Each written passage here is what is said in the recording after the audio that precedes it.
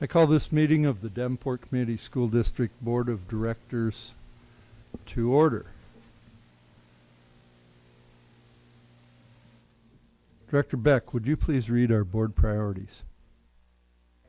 Yes. The Davenport School Board establishes the following priorities to ensure the academic success of all students. Provide leadership and direction to improve the overall learning environment in our classrooms, schools, and district, including the health, safety, security, and happiness of students and staff. Direct and support actions, programs, and activities which reduce the impacts of poverty on our students, their families, and our community. Thank you. And Director Potts, would you please read our mission and vision statements? The mission statement: to enhance each student's abilities by providing a quality education enriched by our diverse community. Vision statement is education that challenges conventional thinking, prepares all students to compete in a global society, and inspires our students, parents, staff, and community to answer the question, what if? Thank you very much. We do not have a showcase tonight, so we'll move on to student board reports. Superintendent Tate. Thank you. Since North is well represented, we'll turn to you and only you unless somebody else comes. All right, so for our most important recent event, this week is our charity week that is being led by the business. I don't know if it's a single class in particular or just the business class as a department. And so, okay, it says a whole department. And so, like today, people went to nursing homes and caroled and sung to the nursing homes. And then tomorrow is our you can pay $2 to wear an ugly sweater or a hat. And if you pay $3, you get to wear both. And then Wednesday's the blood drive. And Mr. Verdon, our business teacher, has decided he bought 50 cinnamon rolls from Tommy's Cafe, and he's going to give out to the first 50 people who donate blood a cinnamon roll. And then Thursday is during fourth block. We're going to be making sandwiches in the cafeteria for the food banks, and the goal is one sandwich for every student in the school, so should finish the day with about 1,100 sandwiches. And Friday is our anti-bullying odd. There's going to be, they don't tell us anything about what's going to be at the odds. It's going to be anti-bullying. I know Pete the Purple Bull is going to be there. And there's also T-shirts were made for $15 each. Could get a Charity Week T-shirt from North. Okay.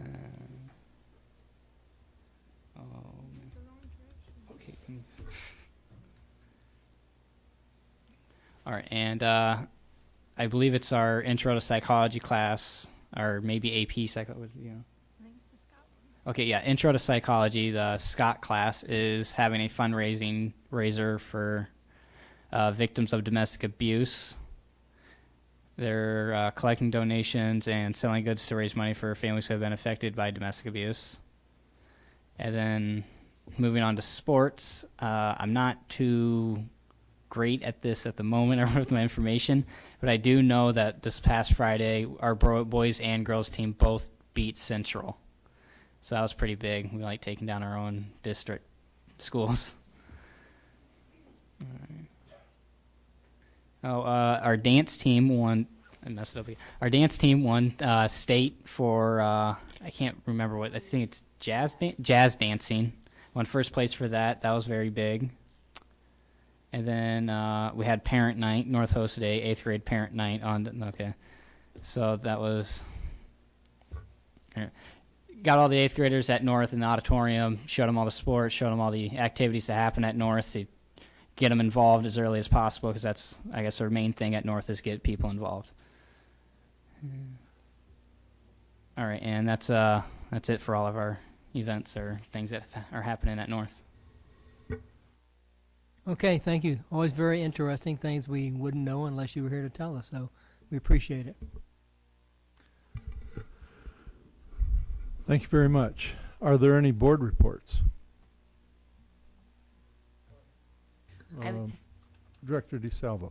I was just going to say I was at the orientation at North for 8th grade. It was really well received, and I know they do them at all the high schools, and I think it's a great event for our high schools to do to help those 8th graders feel welcome, know what the things that are offered at the high school they're choosing. So it was really well put together. And Director Snyder texted me all night long after the dance team won. I was trying to sleep, and I'm getting these texts at like midnight. His daughter coaches that team that won. She's a teacher at Wood. And I was like, who is texting me in the middle? And it was him. He's like, make sure that comes up at the board meeting. So thank you for bringing that up, because he would have hounded me until it was acknowledged. So great job to the North girls. Any other board reports? Director Gosa. I got a little bit of a list because I'm making my rounds. I did attend the holiday concert at the Adler Theater. I want to say I was the only board member there, but I brought my daughter, so it didn't look like it was too not filled out. All of the high schools did an awesome job. I mean, it was great, just like it is every year. I was really impressed. And then I went to Fillmore, had a holiday dance. I was at that with my daughter. And then along those lines, too, I just would like for myself to thank all the teachers and volunteers that actually stay after hours to make all that stuff possible for all the kids, because I know they're just doing it out of the kindness of their heart. And I made it a point to go around and shake everyone's hand and tell them thank you from the janitor on. So, and then I took my daughter to the Creative Arts Academy spiel they were going around giving out for sixth graders coming in. And they did a great job putting that on, so much so that I went and toured the Creative Arts Academy myself on Friday.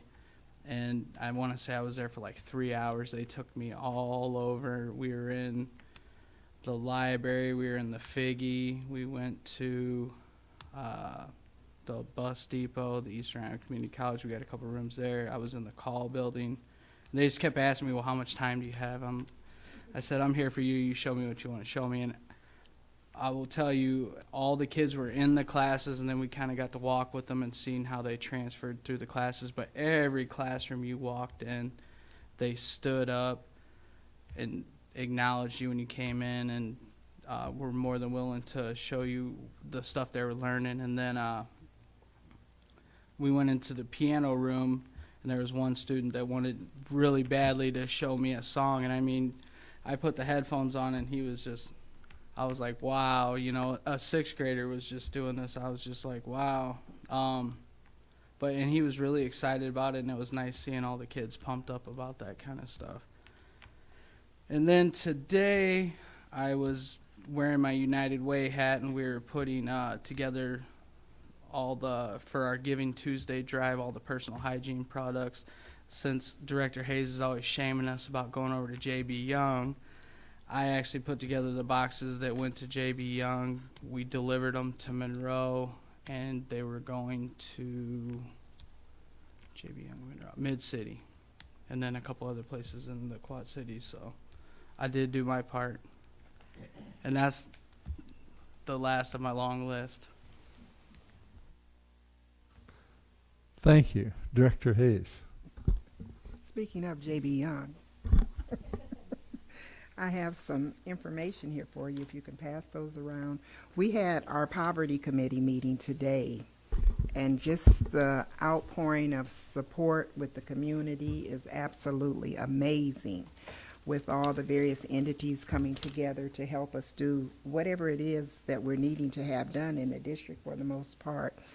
Some interesting numbers here from the food pantry. The food pantry opened the first part of September, I believe it was, September 13th actually. Since that time, there has been 1,848 families that have been served. With the number of breakdown in the household, that makes a total of 7,748 individuals. Of that total, 3,834 were children. First-time guests, 771. Returning guests was 896. So that is a very much received food pantry, and we're still soliciting volunteers to come over and go through the experience. It's really not a chore or a job. It is a rewarding experience. We talked about various transportation issues, and Rusty at the 180 zone discussed, affordable housing for families, and even they just starting for bed bugs. They have a machine that they're treating, and he talks about how they're almost out of funds for that because that's been so widely received. So the poverty meeting, or the poverty committee, is moving forward, and thanks to Brenda for getting the minutes together for us right away, so you have everything there that we discussed today. Great, thank you. Director Beck. One small thing, and this actually made the news. McKinley Elementary had a event on Friday. It was the University of Iowa Dance Marathon. Came and put on a 2-hour, essentially, party to raise money for University of Iowa Dance Marathon. And a family who actually has students at McKinley and in the district, in some of the other district schools, talked about how they benefited from those funds directly when one of their children is in the hospital in Iowa City. That was really actually very powerful. But the students ended up raising $1,200 in those 2 hours for University of Iowa Dance Marathon, and I was really impressed with their giving spirit and the fact that they were all in. So, Thank you. Any other board reports? All right. We'll continue on with a staff report. Superintendent Tate. Thank you, Mr. President and Board. When I arrived in the summer of 2011, the governor was just unveiling a reform platform for the state, and I went over to North High School. He was doing public forums, and I encountered him coming out of his car with a new director of education, and I listened to him talk about the reform efforts that he was going to try to put forward. Of all things he talked about, the only thing that really has taken hold is a teacher leadership compensation system.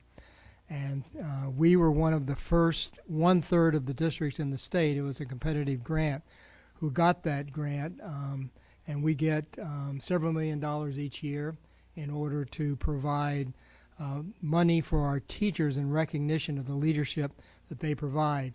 And our goal is for 25% of the teachers to be in leadership positions. In Davenport, we have teacher leaders, and it makes a difference. And it starts with the district level and goes down to the school. So Corey Guy is going to come forward. She's our Director of Curriculum Instruction and Assessment, and introduce the leaders who are teachers but are actually district leaders that really run, manage, and put this program forth. Thank you, Corey. Thank you.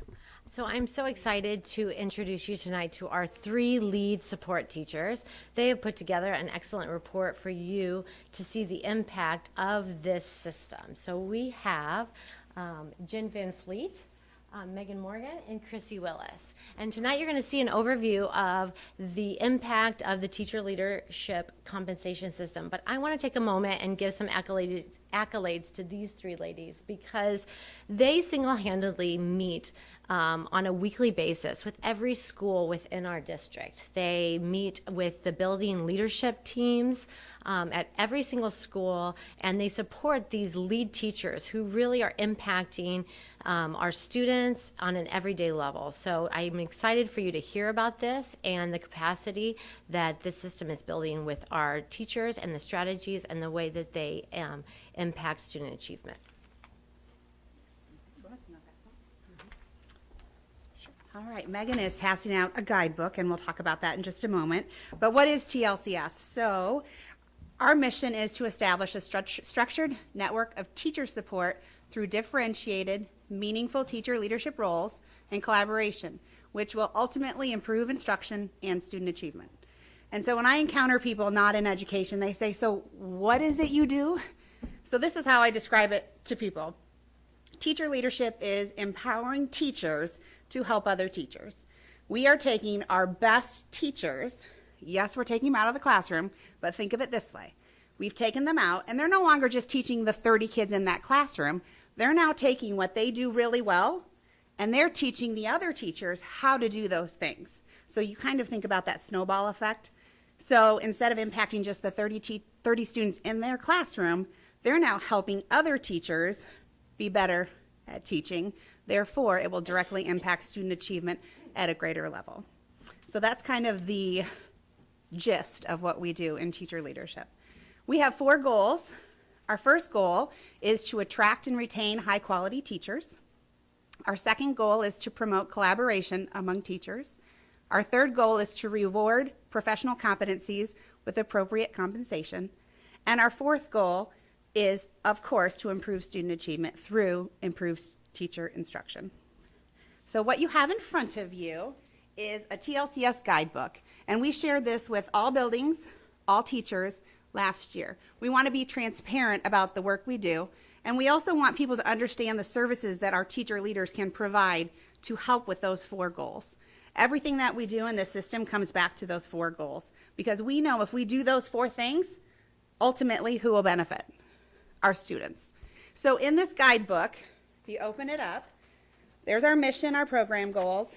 We actually put a glossary in there because, yes, there's a lot of acronyms, of course, education, right?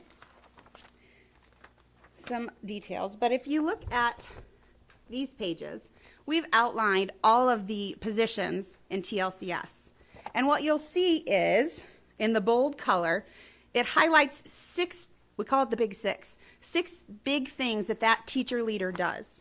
So for example, up on our screen, we talked about the instructional coaches. So if you read through the 6 things listed on the left, it talks about what you will see them doing with their time. How do they support teachers? It goes into more detail on the right to kind of give you the description of what that might look like. And so we put together this booklet for all the positions so teachers understood how we're supporting them. And now teachers know what they can ask for and who to go to as well. I have a question about technology. Who do I go to? I'm going to go to my Tilt or my Tim. So this was really pivotal for us last year in communicating how we can help others. The feedback was great. People understood a little bit more because it was right in front of them. We also have this linked on our Teach website. Our teacher leaders reference this often. They use it to communicate to the teachers they support. Remember, I can help you with this. Remember, I can help you with this. So this has been very helpful in spreading the good work that we're doing in TLCS. At the end of your book, there are also some quotes, and we do a review at the end of every year. The teachers have it's called a review. It's not evaluative, but they get feedback from the teachers they support. And these are some quotes that came directly from teachers in our district about how this system is supporting teachers and how it's making a difference. So we're going to continue to talk a little bit more about our system. So as you're going through the guidebook, you'll notice our different leadership roles that we have in place, and we summarize those for you on this slide and the next slide to give you an idea of the number of impact that we have within our teachers. So the first one you see is the lead support teachers. That's the 3 of us, and we help to support all the other roles. We have 58 lead teachers. They are in all of our buildings. We have 47 mentor teachers who support the beginning educators, our year 1 and our year 2 educators. Also K-12. We have technology integration leads who are in each of the secondary buildings. We have 24 instructional coaches who support reading, math, and ESL. We have 112 model teachers who have been identified with high quality instruction in some capacity, and they have an open door that you can go visit their classroom and see strategies and great practices in place. We also have, at the elementary level, what's called a tech integration model teacher. Again, someone who models great technology and often models great professional development options for those teachers in the elementary buildings. And then we also have a position added last year called the navigator, which really is there during that critical launching time for our new hires into the district, just giving them kind of a tour of the building, making sure they know where all the resources are, their department, the copy machine, the staff lounge, just to help set them off on the right foot. And then their mentor teachers are there for the whole duration of their induction program. We are always looking at feedback from the teachers we support, from the state, and looking at what other people are doing and brainstorming what is the best way we could support our teachers and our students. And so we have 2 new positions that are not yet in your guidebook that will be coming soon. They'll be launched for the next school year. One of them is a content area lead, similar to a lead teacher, but they'll be specifically in charge of a certain content area. And so we have just a couple content areas that don't currently have a direct support person in the curriculum office. So this person will act as that collaborator with the curriculum department. So we'll have some to represent art, music, PE, and health. Correct? World language, so sorry. And then we also are adding a big position next year called a collaborative teacher team leader. We have collaborative teacher teams throughout the district, in every building, every grade, every content area, and we want to make sure that we've embedded leadership and support on every level. We have many teachers in leadership positions, but we can't be there all the time for each of those teams, and those teams meet at least weekly and sometimes twice a week, and so we want to make sure that support is really, really solid. So we are launching a new position to ensure that every team has really solid support and training and a mechanism that they can report the health of their team back to their building leadership team, so we can make sure we keep on getting that right support for those roles. So those will be ones that we will be posting and hiring for, and they will be in place for the next school year. You're also missing navigators out of the guidebook because they were created after the guidebook was sent to print. So those will be added as well. So one of the things we always do is evaluate our program. And so I want to share with you some of the impact we had on our program goals of attracting and retaining high quality teachers, promoting collaboration, rewarding them, as well as improving student achievement through improved teacher instruction. So some of the results in our teacher perceptions, this was done through the state. The state funded an AIR a survey that was anonymous, blind study, all the good stuff. And these are the results of our teachers who responded positively. The teacher leaders in their building are effective coaches, almost 88%. Having helped increase student achievement in their building, they feel it's at 78%.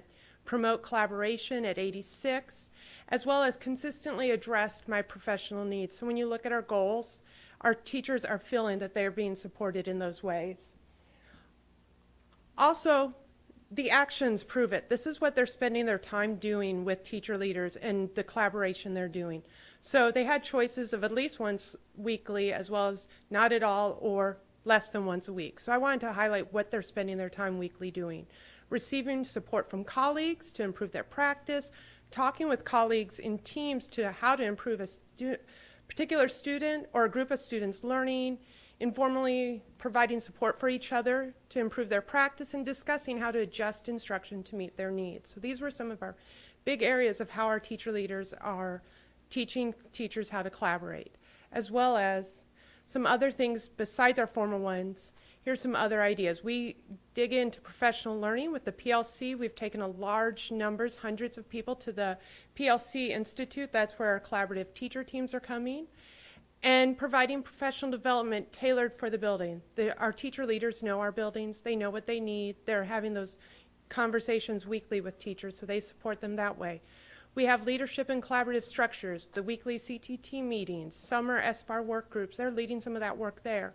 In technology, they're leading as well. We have summer boot camp. We have Google certification cohort going on right now. We have bucket bites, as well as we take large groups to ISTE as well when it's easy to get to, like next year. We're going to Chicago, and we're taking how many? 107 teachers to Chicago for the largest technology conference, and so it's really exciting the work we're doing that way, and we see the impact. The last thing we wanted to show before we opened up for questions is our Teach website that we presented a couple of years to you guys when it was years ago when it was in its infancy. And this website has actually grown to be quite the teacher hub. And I'm going to show you. This can be found at teach.davenportschools.org. It's open to anybody, but it is the home of information for all of our educators. So our principals, our teachers, anyone who needs any kind of information about planning, teaching, reflecting, learning, and other information can find it here. We also embed a very robust teacher video library from those model teachers we mentioned, as well as some others who have submitted great instructional videos. We connect everything to the teaching and learning plan, and we drop information in here that we're celebrating from our Twitter feed. And we try to keep it live with what our teachers need in order to be successful in their lessons and in their behind the scenes data analysis and just all those different moving pieces. Previously, people would have to find those wherever they lived in their email. We wanted one central location so that we could make sure we were supporting our teachers. So that is the Teach website, and again, you're welcome to look through it, and that's our hub. And I'm going to turn it back over to. This is just a summary of the site, what's on there. And so another thing that is coming in along with announcements is we have a technology training website that will be joining up with that soon. So we're always looking again at what's the next level of support for our teachers. What do they need in order to be successful? So this website is continuously evolving. It looks different than it did 2 years ago when we launched it, and it'll look different in 2 years from now because we want to be adaptive to what our teachers need. So feel free to take a look. We'd love feedback. We really want to make it meaningful for everybody.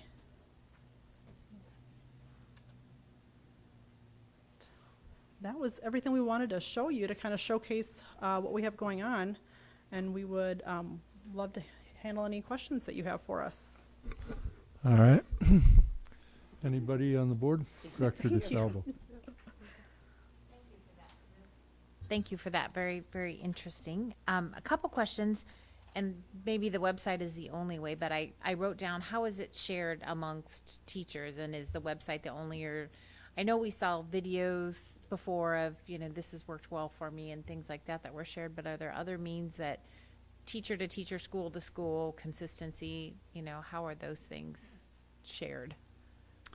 The site in particular, we push that out to everybody. And it's really kind of become our common verbiage of the Teach website. The Teach website is, you ask a teacher, they'll know what you're talking about if you say the Teach website. So it's kind of become part of our ingrained Davenport educator knowledge. There is a shortcut on everybody's desktop. And then we do really, whenever we're talking about developing important items, we always find a place for on the Teach website. So we always have that trail of breadcrumbs so that we minimize the amount of time people are looking for the resource, if we can just guide them right to it and save them some time so they could spend that back on the kids. Okay. I have two And more our questions. teacher leaders also have rosters of teachers they support. Sure. So this is accessible, but they're constantly having conversations. Right. And so, yes, it's accessible, but they're constantly helping them get to wherever they need to go. Good. What's a bucket bite? It's a 1 hour short PD session, and it's usually on a variety of technology topics. And so they're led by teachers, they're attended by all kinds of Davenport employees, and we're actually looking at expanding bucket bites next year to include instructional strategies. So even beyond technology integration, what are some great tools that we could put in place in classrooms? And I think that was all. So thank you. It looks really, really good. Thanks for the presentation. Director Hayes. You had mentioned one of your goals were attracting and maintaining good teachers. What do you do differently to do that? So since we came on 3 years ago, we are very reflective and we're very open to feedback. We constantly ask for feedback. So in the last 3 years, our beginning educator and new teacher induction program looks very different. We have gotten feedback from the mentors who are in the trenches with the new teachers, and we also got feedback from the teachers themselves about what do you need in order to be successful as a beginning educator. And so every year, in the 3 years that we've been here, we've adapted it and changed it based on what are our needs. So the state no longer requires us to do a teacher portfolio. And the portfolio had them addressing the 8 teaching standards and artifacts for all 42 criteria within those standards. Very stressful, very time consuming, and it was something that was pushing our beginning educators over the edge. And so we had great conversation about, if the state doesn't require it, what do we want to do as a district? We know it's important that at the end of that 2-year induction phase, they walk away with something. How can we support them, making sure they've done the learning and they're competent in those 8 standards, but we don't want to push them over the edge. So being reflective, we created our own reflection portfolio. So with their mentor and their administrator, they talk about where they're at on those 8 teaching standards, but it's in a much more realistic and applicable way than what the state had previously required. So that's just one example of how we've changed the program based on the needs of the teachers. We also used to use the boxed program from the state. We no longer do that. We, with the blessing from Marietta at the state, have created our own version. We tie it to the NIET rubric, which is kind of the backbone for instructional practices in our district. And we talk about the teaching standard, but we tie it to what we're already doing in our district.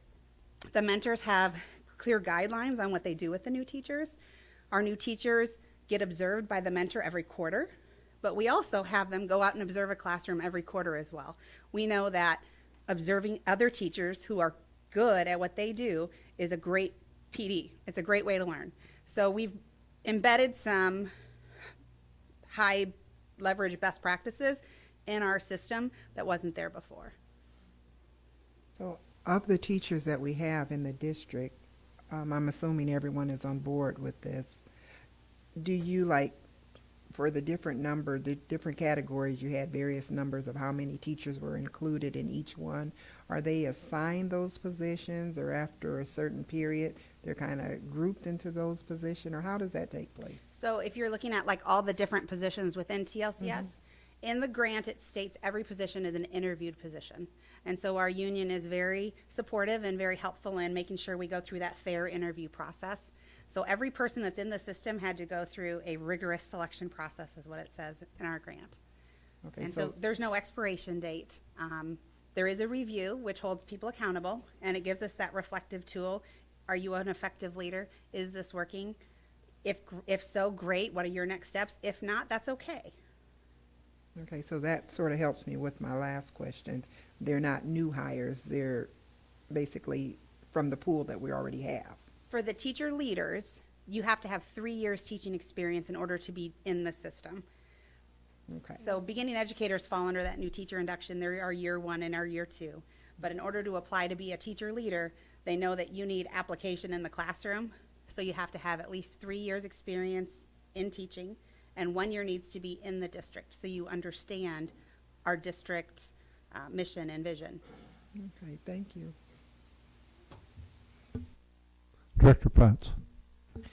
Wouldn't it be safe to say that the majority of the teacher leaders have come out of their own buildings where they have been teachers, and thus sort of recognized and promoted by their peers to apply for the position, and then are reviewed annually by their peers as to their effectiveness in their position as a teacher leader or as a mentor teacher? Well stated. Thank you.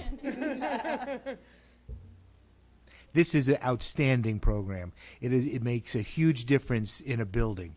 It takes a big burden of principals and puts it back on the shoulders of the teacher leaders to develop the staff development in that building on a weekly basis.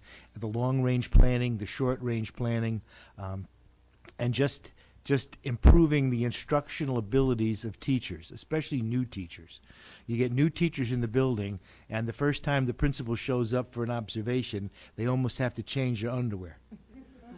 But when you have a mentor teacher who's been working with them from day one, it changes that whole dynamic. And you have to continually remember that any work that the teacher leaders or the mentor teachers are doing with teachers in the building is non-evaluative. It's collegial.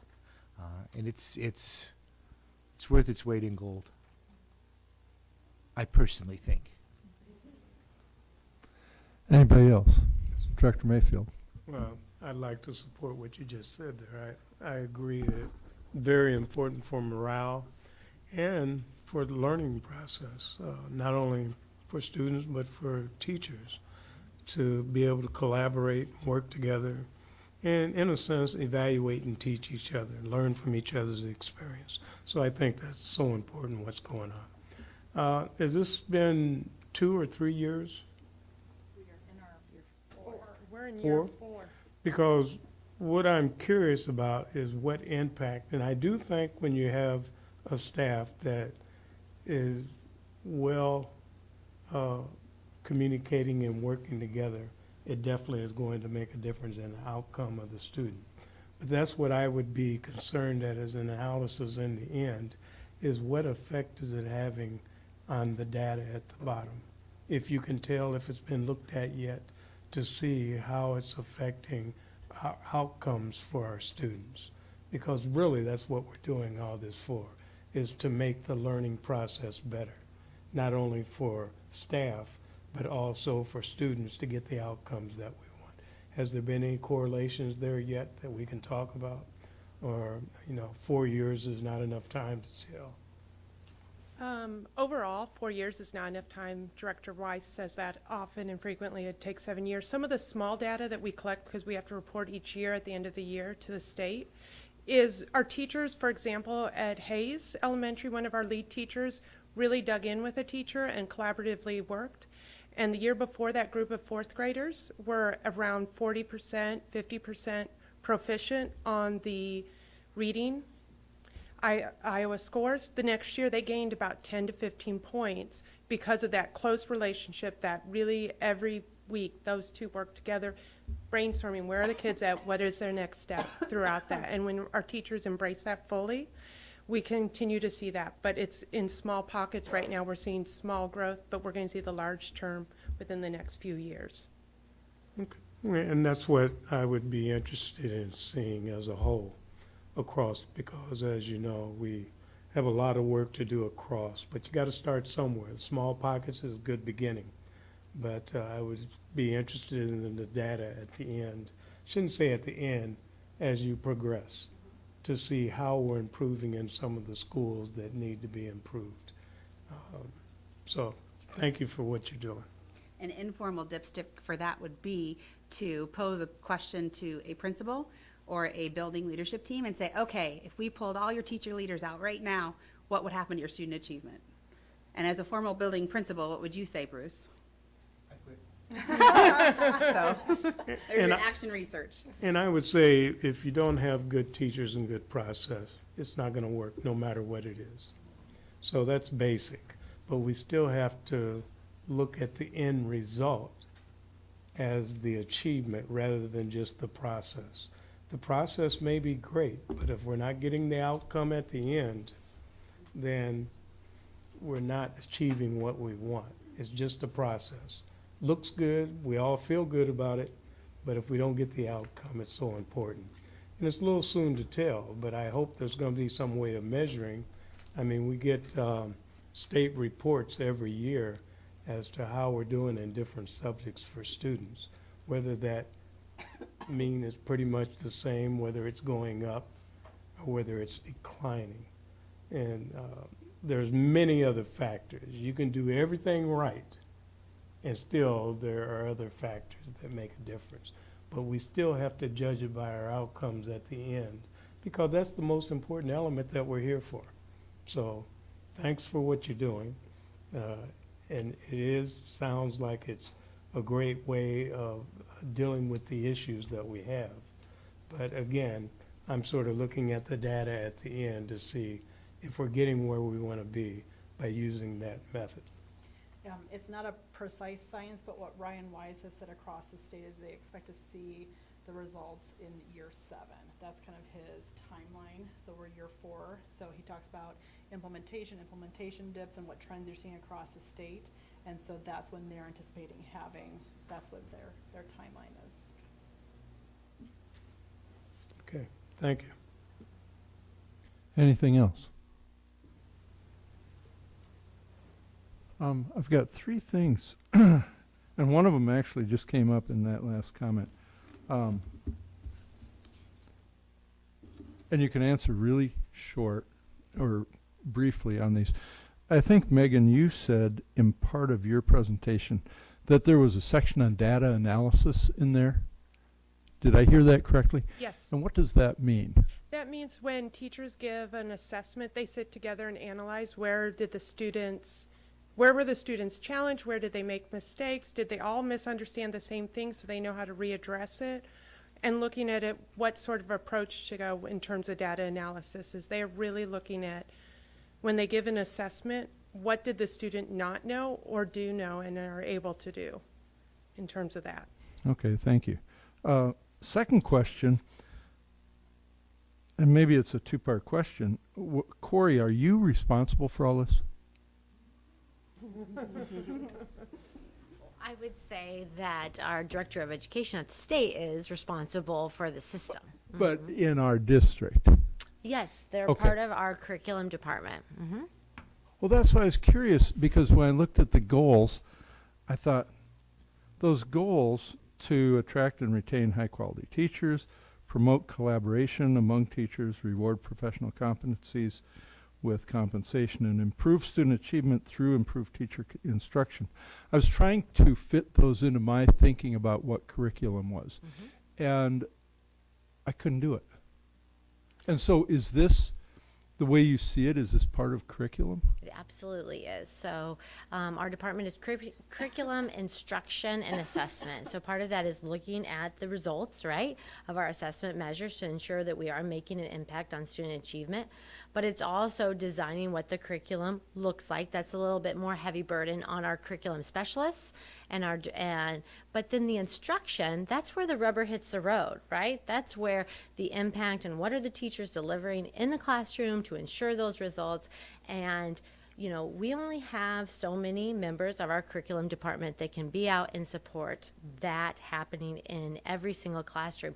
With the teacher leader compensation system, we have at West High School, we have probably 10 to 20 leaders. We have model teachers, teacher leaders, tilts there, and mentor teachers to support those teachers in their instruction. So it's definitely a part of our curriculum instruction and assessment department, but this is how the work really gets done at the building level. Does that answer? Of course. Okay. And then the last area may seem a little facetious, but I do support Director Mayfield's thoughts on measuring and how do we measure the value of this. And my guess is that there are ways to evaluate what we're doing currently, and my guess is that you are making a difference right now. It felt almost like we aren't going to make a difference until year 7, which I'm always leery, I guess, not when you all make that comment, but when a director of education at the state level makes a comment like that and pushes it out 7 years. I wonder why is it pushed out 7 years? He's just spoke about a large engine of change and how long it takes, and that people want that. I know what you're saying, but my guess is you guys are making a big difference already, and that it is measurable if there were something we can do. I don't accept that we have to wait 7 years just because he said we got to wait 7 years. So I'll leave it at that. Okay. I'll take that as a rhetorical question. Very good. Hey, thank you all. It was great. Corey, Megan, let me see here. Jenny, and Christy, right? Christy. Thank you very much. Great presentation. Thank you. All right. We'll move on to open forum. We do have one open forum request.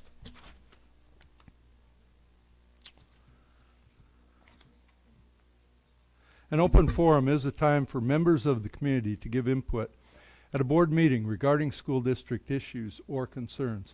Individuals who want to speak should fill out an open forum request and give it to the board secretary prior to open forum. The board will not act on any issue presented during open forum if it was not published as an agenda item. The Iowa Open Meetings Law prohibits action on any issue that is not on the agenda. president will set the amount of time allowed for individuals to speak during open forum. The board asks that no charges or complaints be made against individual employees of the district or community during open forum. We have one request, and it's from David Stage. And David, it's your lucky night tonight. You'll have 3 minutes. Oh boy. Give us whatever you got. Holidays, isn't it, sir? Give us your name and address to start. Dave Stage, 1907 West 3rd Street. I'm a head custodian over at Washington Elementary. We did a Toys for Tot staff fun drive Saturday, stuffed the bus. And the Marines recruit ROTC program from North showed up, and they were the first ones there and the last ones to leave. So support staff kind of pooted out midway through, got a little cold on them, and pictures were done being taken. So anyway, their fun was over. So anyway, we collected in that time $2,145, and we did stuff the bus pretty well halfway before I took the kid. I figured since the kids collected that kind of money, $2,000 in 4 hours, we'll go have some fun. So we took them into Walmart, give them carts. I told them they could start out at $2.50 a cart. And anyway, Walmart worked with us, gave us basically paid the tax. So by the time the kids got done, we stuffed that bus. And we couldn't have done it without the ROTC program from North High School. That's why I was here. So, thank you, and have a good holiday. Thank you very much, David. Thanks for your time again. We'll move on to upcoming events. Director Gosa, would you read those for us, please? Oh, one more thing, I'm sorry. I don't mean to speak out of line, but we couldn't have done it either without Doc Goldstone doing her email for me. She sent one out to the whole district telling them about the stuff the bus. I did see quite a few staff drive through, and some principals were there. I should have said that earlier, and I'm sorry. It's okay. It's still part of the 3 minutes, David. Thank you. All right, Director Gosa. December 14th at 5 p.m., the Legislative Advocacy Committee meeting will be here at the ASC Executive Boardroom. December 25th and 26th are a holiday. We will be closed. December 29th and January 1st will be a holiday. We will be closed. January 1st is a holiday. Will be closed. It's a running theme here. January 2nd, which is a Tuesday at 5:30, will be a committee of the whole at the ASC Jim Hester Boardroom. January 8th, 6 p.m., a regular meeting, ASC Jim Hester Boardroom. January 15th is another holiday, be closed. January 16th, 5:30 p.m., the Local School Improvement Advisory Committee, ASC Jim Hester Boardroom. January 22nd, 6 p.m., regular meeting, ASC Jim Hester Boardroom. Thank you. We'll move on to the consent agenda. May I have a motion? Mr. President, Director DeSalvo. I move that the board approve the consent agenda as written. Thank you. Is there a second? Second. Is there any discussion before we vote? All right. I'll call for the vote then. Director DeSalvo. Yes. Director Gosa. Yes. Director Hayes. Yes. Director Beck. Yes. Director Mayfield. Yes. Director Potts. Yes. My vote is yes. Motion carries. Thank you. May I have a motion regarding approval of bills? Mr. President, Director DeSalvo. I move that the board approve the following resolution as recommended by the administration for adoption of the bills from the bill listing periods of November 23rd, 2017 through December 6th, 2017. Resolved, all claims presented to the board having been duly certified as correct by the secretary, reviewed by the administration and board members, and they are hereby audited and allowed as just claims and warrants drawn on the treasury for the several amounts. Further resolved, the payment of claims and salaries be approved as presented for the period November 23rd, 2017 through December 6th, 2017. Thank you. Is there a second? Second. Is there any discussion? Okay, we'll call for the vote. Director DeSalvo. Yes. Director Hayes. Yes. Director Beck. Yes. Director Mayfield. Yes. Director Gosa. Yes. Director Potts. Yes. And my vote is yes. Motion carries. Thank you.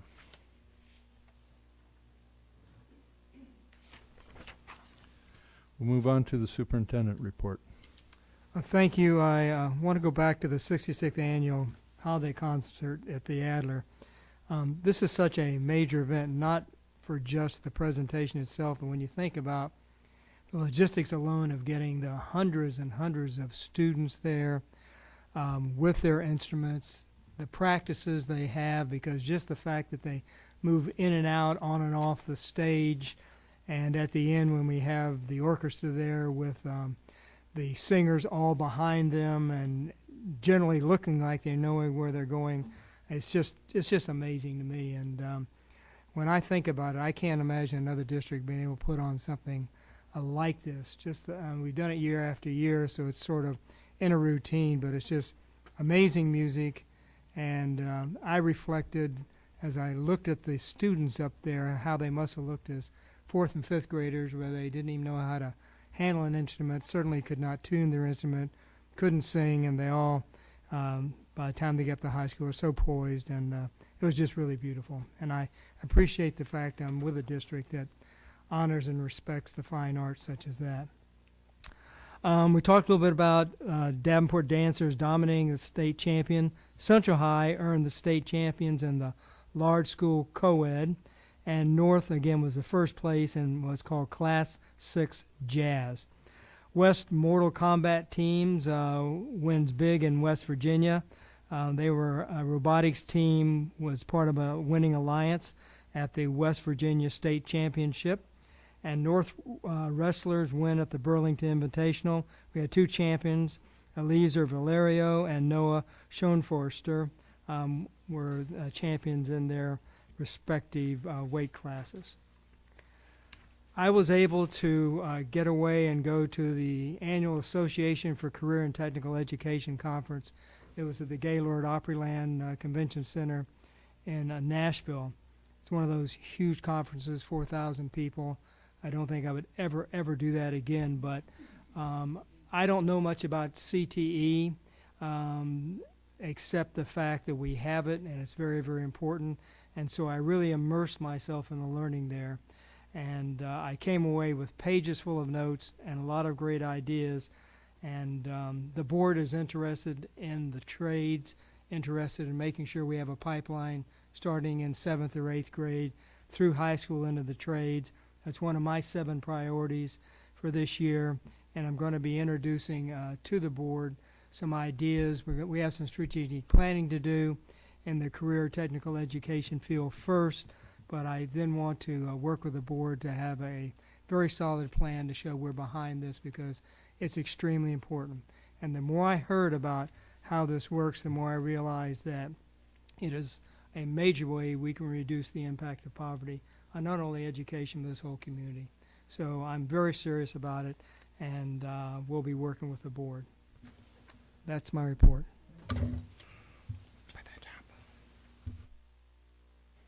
Thank you very much. We'll move on to other items requiring action. I have a motion regarding approval of the audit. Mr. President, Director Hayes. I move the board accept administration recommendation to approve the audit report prepared and presented by Bonsack and Fromet LLP for fiscal year ending June 30th, 2017 for the Davenport Community School District. Is there a second? Second.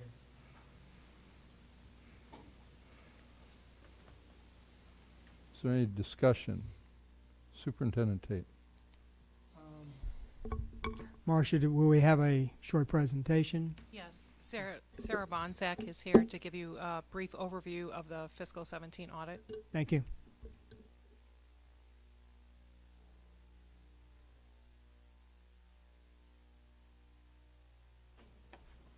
Good evening. It's a pleasure to be with you tonight to present your June 30th, 2017 financial and compliance report.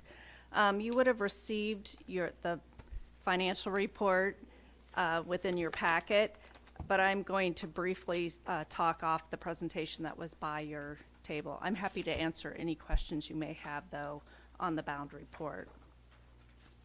If you flip to the first page of the presentation, it's the required communication. So as your auditor, the required communications to you, the Board of Education. And if you will, it's kind of your report card for the audit process. And when we come out to do the audit of Davenport Community School District, we really do 3 types of audits. The first audit is your financial statement audit, which is looking at the numbers. We did issue an unmodified opinion on the financial statement audit. That is the highest form of opinion that you can receive, so you should be commended on that. The next type of audit that we do is referred to as a government auditing standards audit. And that's really a twofold purpose to the government auditing standards audit. One is to look at your internal control system and to actually test it to make sure that it's functioning as it was designed to function. And the second part of it is to look at your compliance with laws and regulations and to test those as well. Within that, the results of that are on page 119 of the bound document. There were some findings regarding reconciliations of cash accounts and also year-end balance sheet accrual accounts, and your management is currently working on fixing those or correcting those issues. And then the second piece, the compliance with laws and regulations, there were no material findings in compliance. However, the state requires us to test certain things, and we did have 2 findings in relation to the certified budget. One is that the district exceeded the unspent budget authority. The other, the district overexpended the certified budget in the support service function. And the other finding in compliance with laws and regulation was in regard to certified enrollment, and there were variances, which is a normal process through the audit. The last type of audit that we do is an audit of your federal awards. This year, the district spent $16.3 million in federal awards. We tested 41% of those dollars as we were required to. We tested the Title I program, the special ed program, and the supporting effective instruction program. And I have a very clean report with regard to your federal single audit. There were no significant deficiencies, and there were no compliance findings in regard to your federal awards. Any question on the results? I've got one. Okay. I think it was in the section on the government auditing standards where you noted there were 2 discrepancies, or however you describe them. What's your thought on those? I mean, we did it, but other than noting that we did it, do you have a thought about that?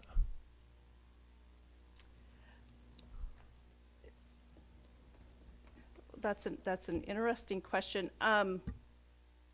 When we're going through the audit process, our process is to test it as it is at 6/30/2017.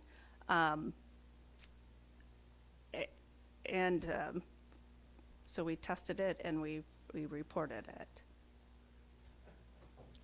I understand that, but if it were an accounting issue, you'd wag your finger at us and say you shouldn't do that. Correct, which is what the finding. Right. And that's all I'm curious is whether you have any similar type of approach to addressing the noncompliance with the government issues. Within those findings, we have made recommendations. Okay.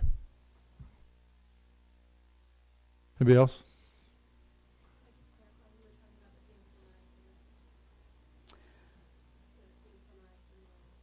Yeah, I was talking about the summary and really what she had represented with respect to the two areas that we were in non-compliance. Mm-hmm. Okay. Oh, Director DeSalvo. So on the findings, not the one Ralph was talking about, we understand that one.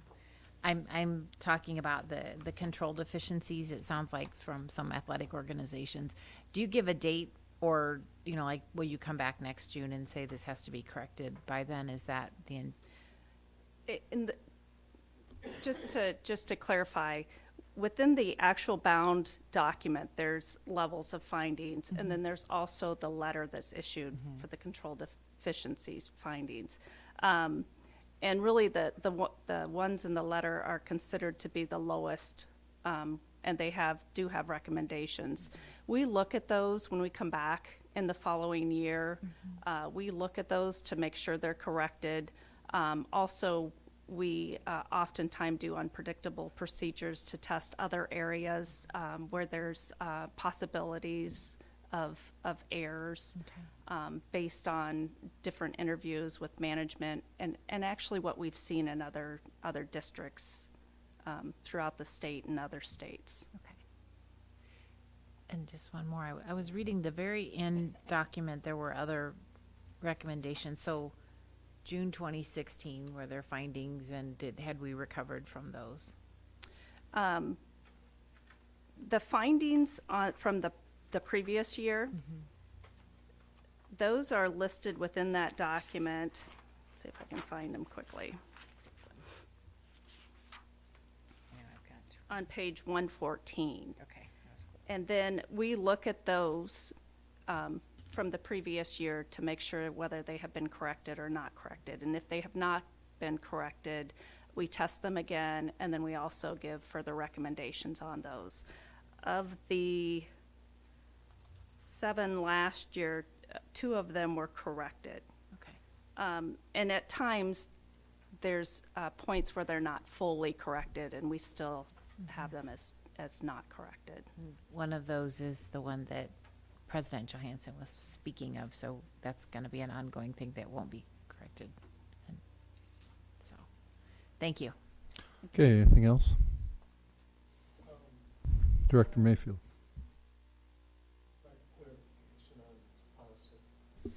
In this first part here, it says, when sponsors and coaches collect cash and checks for fundraisers and other activity events. It's in this. In the letter? When you say sponsors, who are you referring to? Club sponsors. Any type of clubs? Correct. Any curricular, extracurricular type of clubs. That are sponsored by the school or associated with the school? What do you mean by? When we're referring to this, we're talking about the sponsors of the clubs that are in charge of that particular activity fund. So like for music, for instance, then those funds need to be going through we have a music booster club. Each school has one probably. And those funds would go where? If you could help me out with. It depends whether that's part of the school, part of what's considered the activity funds, or whether that's a fiduciary type fund. So there's times where there's booster organizations that are separate legal organizations that are not considered part of the reporting entity of the school. That's what I was asking. Okay. Okay. Because it was kind of vague there, which one you meant, or Yeah. both was one. We were looking at the money that actually flows through the district. Yes, okay. Okay. I guess you can continue now. All right, thank you. Thank you. The last couple pages are just looking at a very high level at the district's revenues and expenditures within your governmental funds. For 2017, the total revenues were $211.9 million compared to 2016, which were $208.9 million, so about a $3 million increase, which is actually 1.5%. And as you look across the bars, by far the intergovernmental piece had the greatest increase. And the majority of that was within state aid, and it was basically statewide in the formula funding with the state for their per pupil funding. And that was somewhat offset by, if you look at the property tax bar, you actually had a decrease there of about $665,000.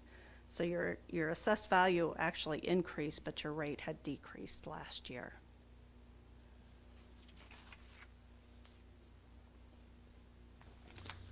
The next page is your expenditures. Your total expenditures for the year for 2017 were $225.4 million, compared to 2016, which was $225.7 million. So in total, only a $300,000 increase. As you look across this year in your capital outlay, that's based on your projects that you have going on. Your capital outlay projects this year were your Central High School pool and auditorium, very significant projects. Your instruction and support service actually increased about 3%. Your largest component of that is your salaries, and your full-time equivalents increased as well, about 60. But your salary and benefits were up about 2 to 3%, which accounts for the majority of that.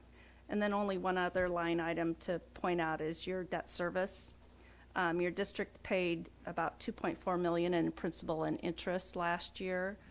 Your outstanding debt as of 2017 was about $14.8 million with the sales tax revenue bonds. And how would you characterize that debt? Is it good, bad, indifferent?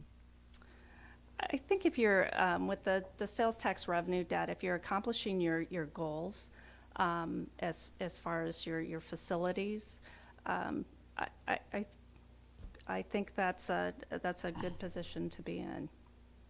Do you have any guidelines on percentage somehow of what that debt should be? Of your debt? Yeah. Within the bound report, discusses your debt limit. And really, you're not at a high percentage of that at this point in time. Let me find it real quickly here.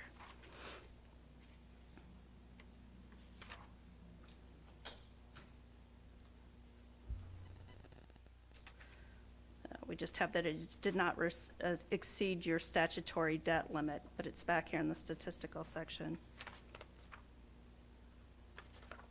Well, you don't need to find it. I just Okay. want to make sure that everything's cool. It is. It is. I don't have any concerns about your debt limit at this point. Any other questions? Are you at the end of your presentation? I am. Oh, okay. Then any other questions from the board? All right. I guess we thank you very much. Great presentation. And thank you. Thank you. Mm-hmm.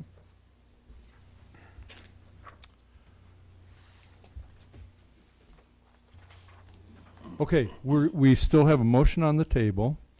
The motion is to approve the audit report that was prepared and presented. Is there any additional discussion? Director Beck. This is more of a question because I've never done one of these before, but as far as the recommendations like issuing pre-numbered receipts and things like that, what happens with that? It just, Dr. Tate, it trickles down from there? Those kinds of recommendations? Unless the board wants to do it. Oh, no. Okay, I'm yeah, just we'll take care curious of it. as to how it works out. Okay. Thank you. If I may ask. Sure. Will it Director come Mayfield. back to the board, though, as to how that's handled? Even though you, or should I say, the administrators will do it, but will it come back to the board so the board knows the results? I wouldn't. I would assume you'd trust us to just do it. Well, No, it's not a matter of trust, it's just procedure, that's all. Well, procedurally, I wouldn't normally do it, no. You wouldn't let the board know, okay? Not normally. No. Any other discussion? I have a question similar to Director Beck's. There was one of the recommendations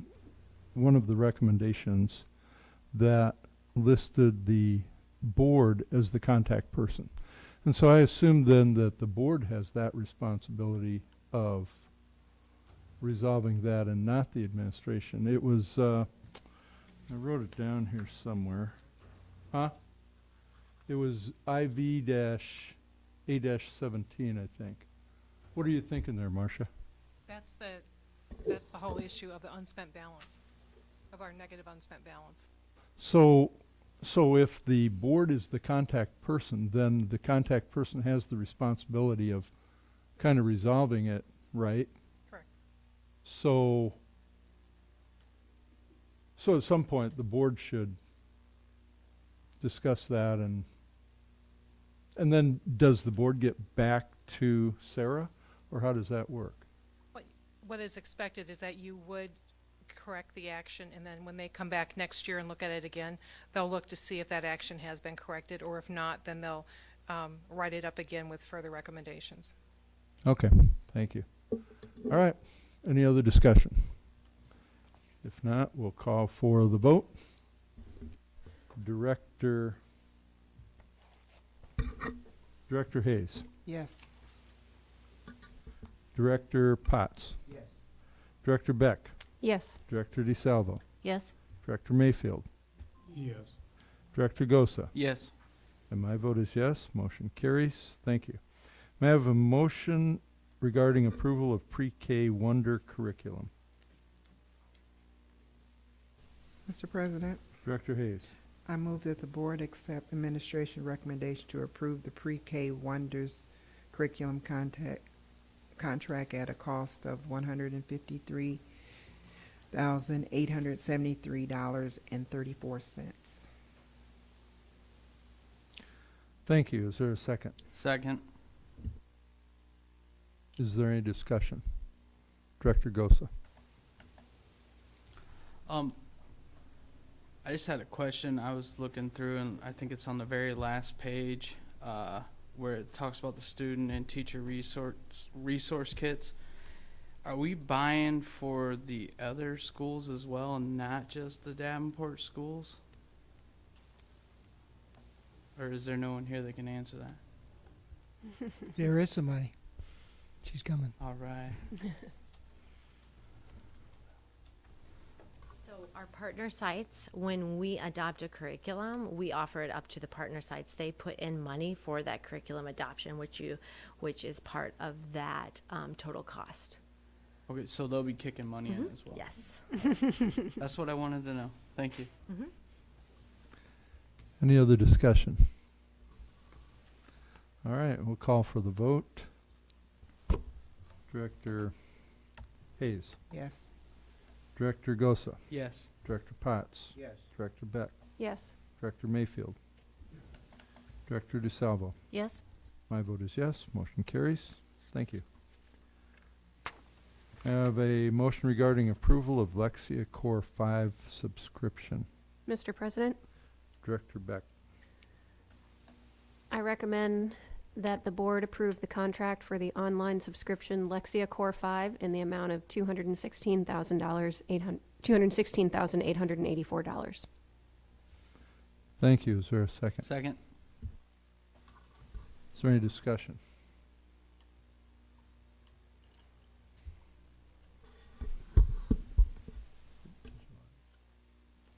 Okay, we'll call for the vote. Director Beck. Oh, excuse me, Director Mayfield. I would like that explained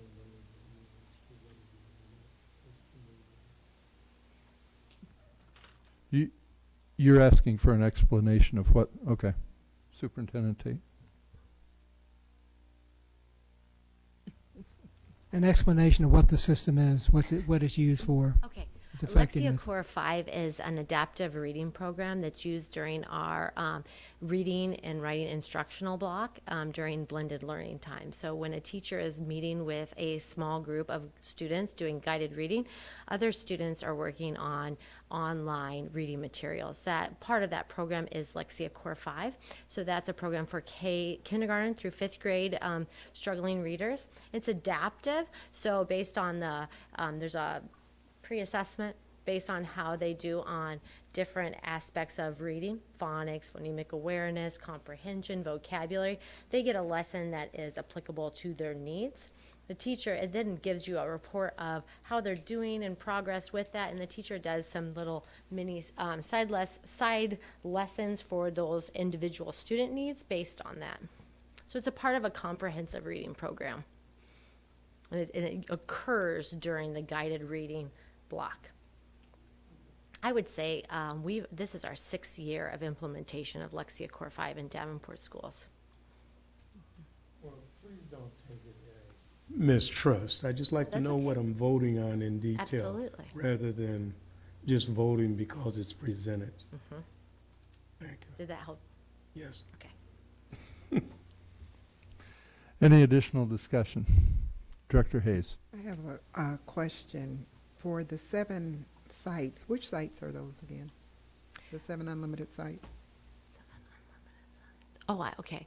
So the way that this is funded was through ELI, which we get. It's a grant through the state, and it's for our title schools. So those 7 sites are our title schools. I bet TJ could list them for you, but I could try. No. Okay. Anything else? All right, we'll call for the vote. Director Beck. Yes. Director Gosa. Yes. Director Hayes. Yes. Director Mayfield.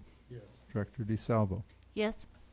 Director Potts. Yes. My vote is yes. Motion carries. Thank you. May I have a motion regarding approval of at-risk dropout prevention application? Mr. President, Director Beck. I move that the board approve the at-risk dropout prevention application for the 2018-19 school year. Thank you. Is there a second? Second. Is there any discussion?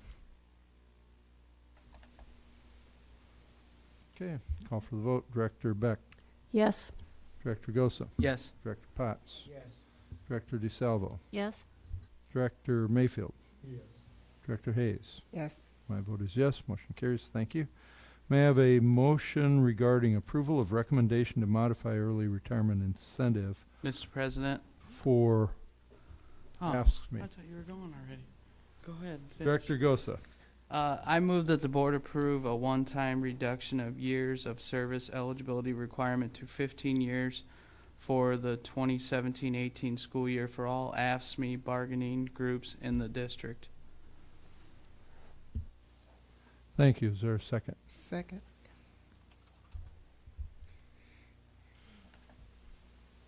Is there any discussion?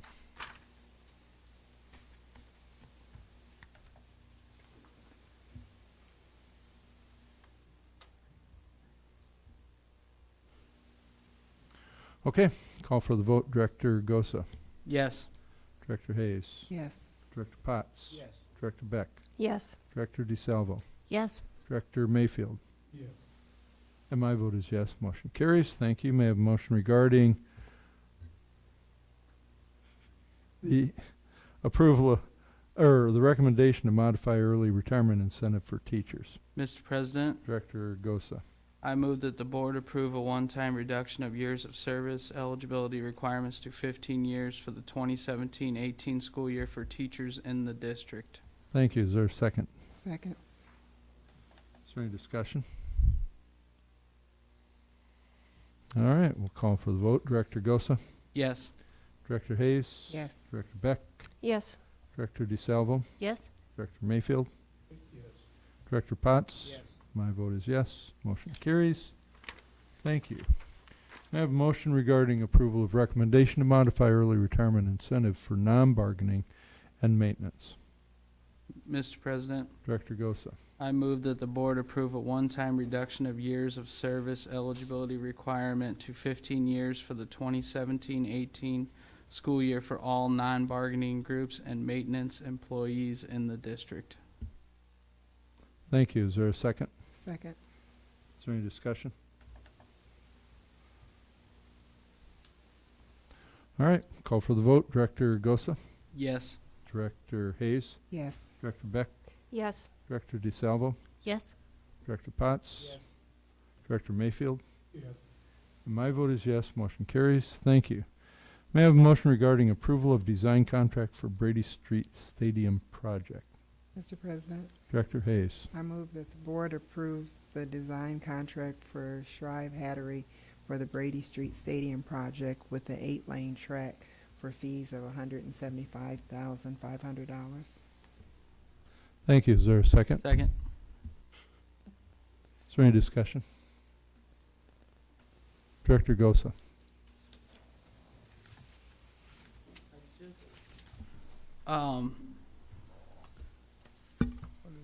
Was it like a $30,000 difference between the 6-lane to the 8-lane? Is that right? Don't recall right off the top of my head, but I think it was about closer to 40. Okay. So is it like a set fee for each lane or something? Is that the deal? Well, that'd be up to the engineer to work out the price. It's a percentage of what the construction of the work is. Okay. When we moved it from the $2 million budget to the 2.4, it's a percentage of that. Okay, so they're just going by the percentage of it. Doesn't really, it's not really adding too much more to their scope No, of work. it's, yeah. Okay. All right, thank you. Yep. Any other discussion? Director Hayes. For some reason, and I may be wrong, I thought this amount was included in the 2.4. Is that not correct? It is. The 2.4 is the total project budget, so that it does include the architect and engineering fees. Okay, thank you.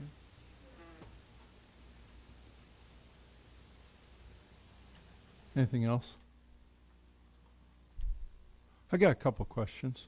And I didn't look at policies, but normally the architect or engineering firm has to be approved by the board. Is that right? If the contract price is over a certain dollar value. Do you know what that dollar value is? Do you know? 130,000. Okay. 130? So if this was 129,000, you wouldn't even have to bring it to the board for Yes, approval? This would be for approval of contracts. Right, but it wouldn't be for approval of firm. It'd just be a contract. It would be Right. a professional services contract. So,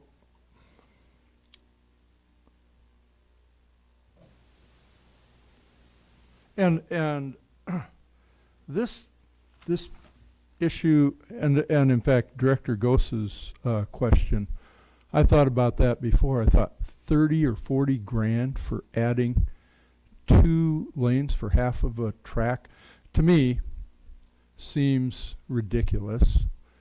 And I think the whole process that they simply slap a percentage on of the, so the board says, let's add an extra $500,000, and the firm says, oh, well, we're going to add another X percent, whatever that is. And normally in a selection process, you have a matrix, or somehow you develop, how do you come up with the idea that, because this isn't, you didn't go out for bid, right, on this? In this You just particular said, case, Shive Hattery did the replacement of the turf field last time, and so they have some underlying drawings and other work that they had already done. By adding the 8 lanes, what happens is the entire football field will be moved somewhat. That means the nailer to which the turf attaches and some of the storm drainage underneath will also be relocated. So it's not simply adding 2 lanes.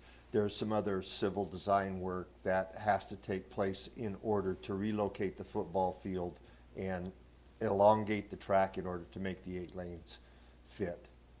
So there is more marginal work than one might imagine by going from 6 to 8 lanes. And I understand, but but when a company just says, I got a bigger contract, so I'm going to bill you more based on a percentage, not based on my work.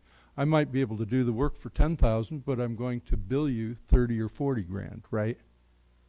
Yes, and design fees as a percent of construction is of construction budget is a typical way that this is done. I understand, and we've discussed that before, but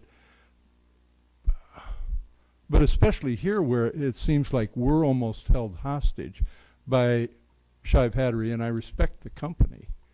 But the process we've used here is that because they've done it before, they're going to do it again, right? I mean, that's kind of what I heard. Yes, and they have some specialized expertise in this particular area that many of the other local firms don't have. They actually have done a lot more sports fields than most of the other local talent. So my understanding was that Shive Hattery also was the company that did the original test on the field that said that the field was unsafe. Is that correct? No one. The bounce test or No. whatever it GMAX, is? yeah. I don't know. Do you remember who did that? It was not Shive Hattery. I don't recall the name of the firm, but there was no determination that the field is unsafe. There were some torn seams last fall that were repaired that would have not been safe to play on, and that's the reason they were repaired. But the GMAX, the accelerometer testing, it passed last fall. Well, maybe there was some misunderstanding about safety then, because I thought that Shive Hattery was the one that had done it, but you're saying it's another organization that did the test. Yes, it's a company that does the testing on turf fields. I don't know what all else they do, a testing company. Do you know offhand what the cost of that would have been? Several hundreds of dollars. Okay, but not tens of thousands or anything like that? Okay. And it's mostly just a piece of paper and somebody did some tests and they certify that right. That's the way it is. I'm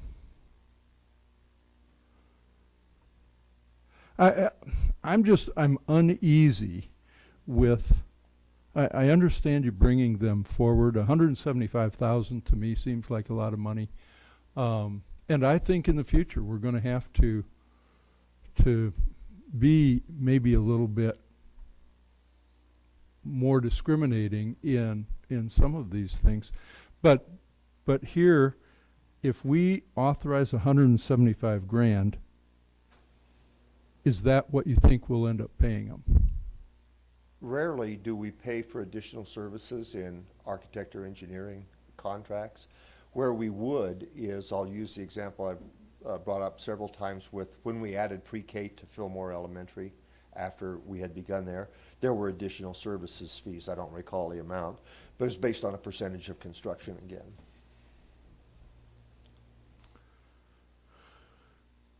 Okay. Any other discussion, Director Gosa? I guess I didn't think about it until Director Johansson started talking about it. Shive Hattery had done it before, and I think when you were telling us before, didn't they do the proposal for an 8-lane and a 6-lane before? We initially asked them to prepare fees both Back for 8 or 6. when it was done before? Oh, I have no idea. Oh, That was okay. over 10 years ago. Okay. And then my other question is, so when they do these plans, do we own the plans? They're ours, or they hold on to them? Because I know you had said that they had the ones from before, so I just was curious about that. This is ownership of instruments of service again. This is not a standard AIA contract. This is more an engineering contract. So we have amendments to the AIA contract that gives ownership of the instruments of service to the school district. And in this contract, they have the retention of the intellectual property rights for this design. So we own the plans, but they own the design. Is that right? That would be a fair way to say it, yes. And then, so if we didn't go to them, we would have had to buy the rights from them, or just have someone completely start all over again. Well, if we went to another firm, yes, that firm would start all over. We have the topographic survey that we have had prepared in part by Shive Hattery, in part by Missman. We could have any engineer use that topographic survey as the initial basis of their design, but the former design documents, the specifications that Shive Hattery has prepared for similar fields that are the property of Shive Hattery, that a different firm wouldn't be able to use. They'd have to either already have their own or come up with new. Wow, I'm in the wrong business. Thank you. Director DeSalvo. I have just a cosmetic question. It's noted that we're going to put Davenport in the end zones and eliminate the high school logos. Why was that decision made? That decision is not yet final, and Mr. Scott can speak to that.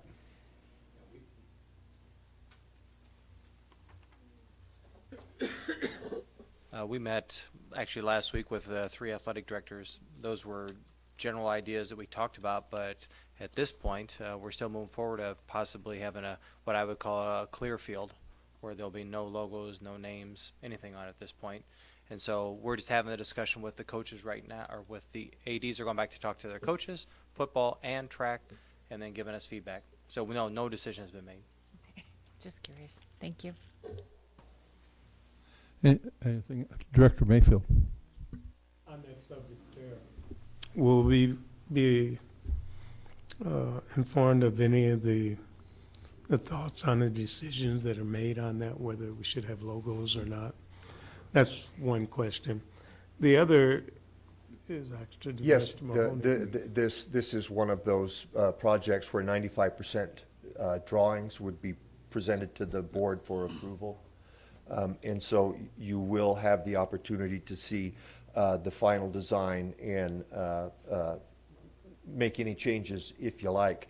What was presented to us was several examples of where, when you have the striping on the field for both football and soccer, they intersect in the end zones in some ways that you have to make contrast, and so you end up cutting the letters up in, they showed us some examples of ways that look pretty funny, actually, pretty silly.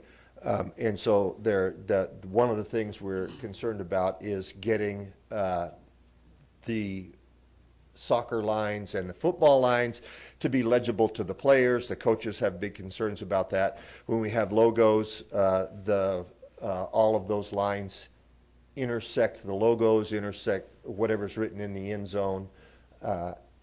Similarly, the hash marks for college are different than the hash marks for high school. The goalposts are a little different. So the goalposts are actually adjustable to change from college, or will be, to change from college to high school. But so there are a number of things about the field markings that coaches don't agree about. Soccer coaches like one thing, football coaches like a different thing. And while we're trying to get input from all of the coaches and the athletic directors, we're also trying to keep a balanced, bigger picture view that Rob and I ultimately will make the decision on what to bring forward to the board in 95% drawings. My other part of that question, which I didn't get to mention, what's the longevity of the turf, and what do we project normally as to its replacement, whether it's 5 years, the amount of play that 10 we years? have, it's typically 10 years. This field gets a lot of use, a lot more use than some districts. Each high school has their own field. And we have all 3 of our high schools, plus Assumption and St. Ambrose, playing on this field, plus our marching bands and the band extravaganza and so forth. So this field gets a lot of use. 10 years is typical for a field like this. This one is now 11 years old, I believe. Thank you. Anybody else? Did you get your first question answered, Director Mayfield, from Mr. Scott? Well, I thought Mr. Holmes told me. Okay, all right. The question was if we will be aware of the underlying reasons why the decision is being made to not have logos at all. He sort of took over and said we would be informed Right. before they make the change. Mhm. I don't know if we'll be informed of the reasons why or the decisions that are made. He didn't distinguish that. Yeah. Well, we'll have to see what happens there. Any other discussion? Director Gosa. I'm just gonna ask this, and you're probably gonna tell me no, but so like the end zone markings, if we threw Shive Hattery in there, are they gonna give us a deal on this $175,000? I'm just saying you could advertise that, make some money. Is that a no? Wendy Meyer would say you can't do that.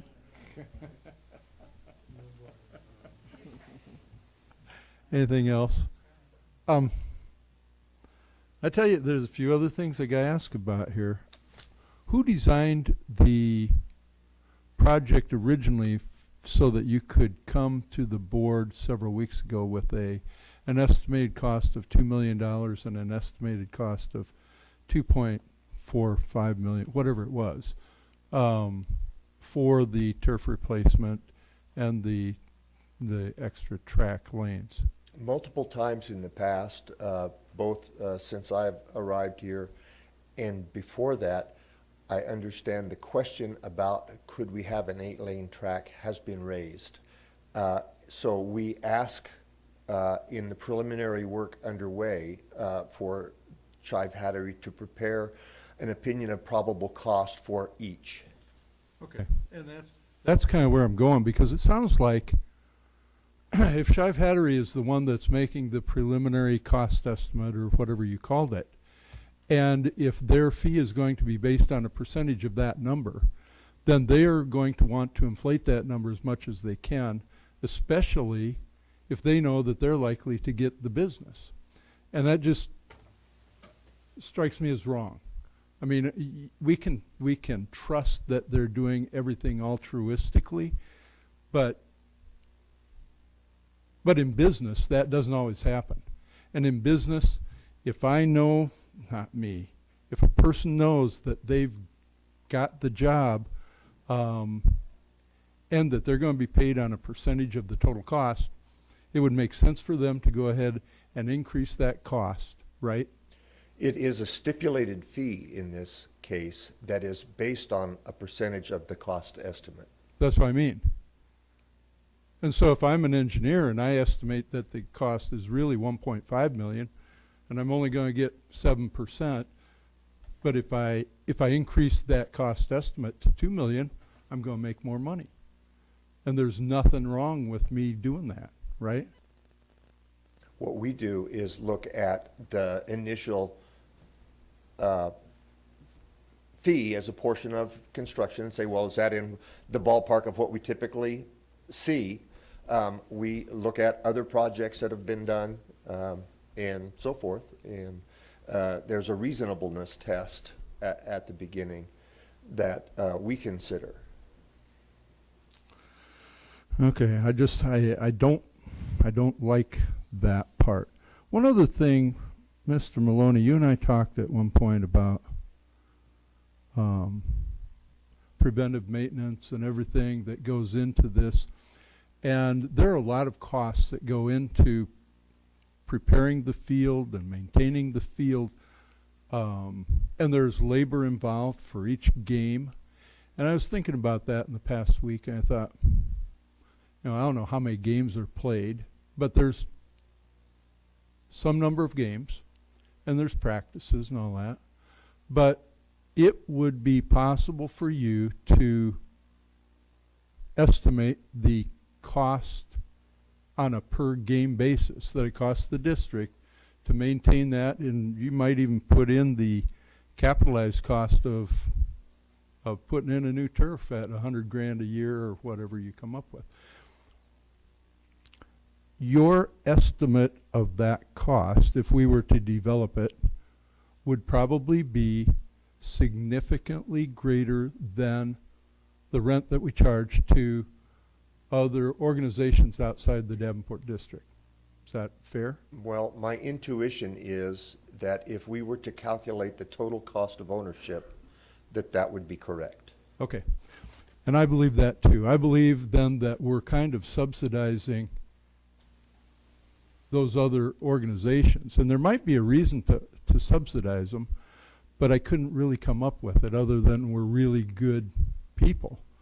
But when I think about it, and even the cost of labor to clean it up, that's part of our general fund, right? Well, in part, there's general fund costs that go into the labor to clean it up. In part, gate receipts and other things go to pay for some of that.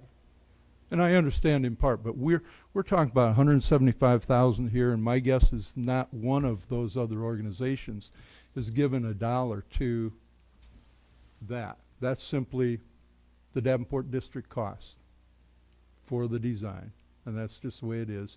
And that my guess too is that we do not pass on any of those costs. We probably just pass on a minimum cost for rental, whatever that is. I just wanted to make the point and make sure that I'm thinking straight. Okay, Director DeSalvo. I would just add one comment on to where you're going with the other entities or the college and the school that use that stadium. And I will say our booster clubs do get benefit of those games, and we are not looking forward to when they move off to their own stadiums. And that is that the concession sales all stay with the Davenport schools. So the Davenport High School split working those concessions for the St. Ambrose and the Assumption games. And then the profits of all of the concession sales as well as the ticket sales then are split between the high schools. So there is a little bit of benefit there. I won't say it's going to help the general fund, but it does help those booster organizations to support their athletes in their schools. So there is some benefit there, but not certainly at the general fund where you're going with it. And someday, just for grins, I'll do the calculations. But when you think about 175 grand here, you think about at least 100,000 or more per year just to redo the turf and all the other expenses. We prepare that turf, I think, ahead of each game, don't we? I don't know precisely what effort the coaches put in pregame. The maintenance staff doesn't do a pregame prep. Okay, all right. Anyway, suffice it to say there's a lot of additional expense. Any additional discussion? Director Mayfield. Well, I'd only mention that we're sort of at the tail end of the fox instead of the head. They're getting ready to be off the field. So whatever revenues that we could increase can only help us create bad relationships at this point. Maybe that's justification for raising the rent. But this subject should have been brought up 10 years ago if it was that important, which I'm not saying it's not, but it's not going to change so much now because they're getting ready to leave that field. One thing that we should always remember as well, and we know this with busing, some people will holler about it and say how unfair it is. But we bus, by state law, the private students to these schools. And that's based on the fact that they are taxpayers and Davenport property owners.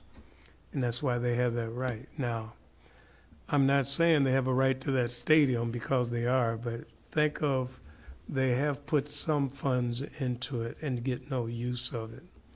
And so maybe that's the reason that we could use to say they are paying more than they appear to on the top because they are taxpayers as well. And believe me, I would love to have seen them paying more in the beginning, but we're a little late on that ship to be trying to change it so much in the last year right now. If you think it's worth it, then, you know, you go through those procedures. But I wouldn't want to spend a lot of time on it because I don't think it's going to amount to as much as we'd like it to at this point in time. But bad relationships. But that's all I wanted to say.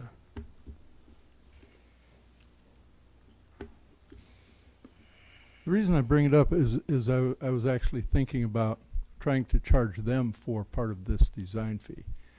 And I don't know, is that even possible conceptually?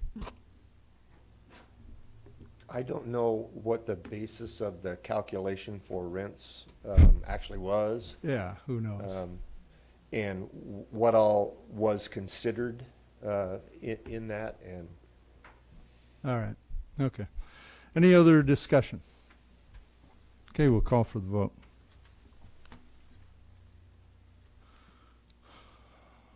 Director Hayes. Yes. Director Gosa. Yes. Director DeSalvo. Yes. Director Beck. Yes. Director Potts. Yes. Director Mayfield. Yes. And my vote is yes. Motion carries. Thank you.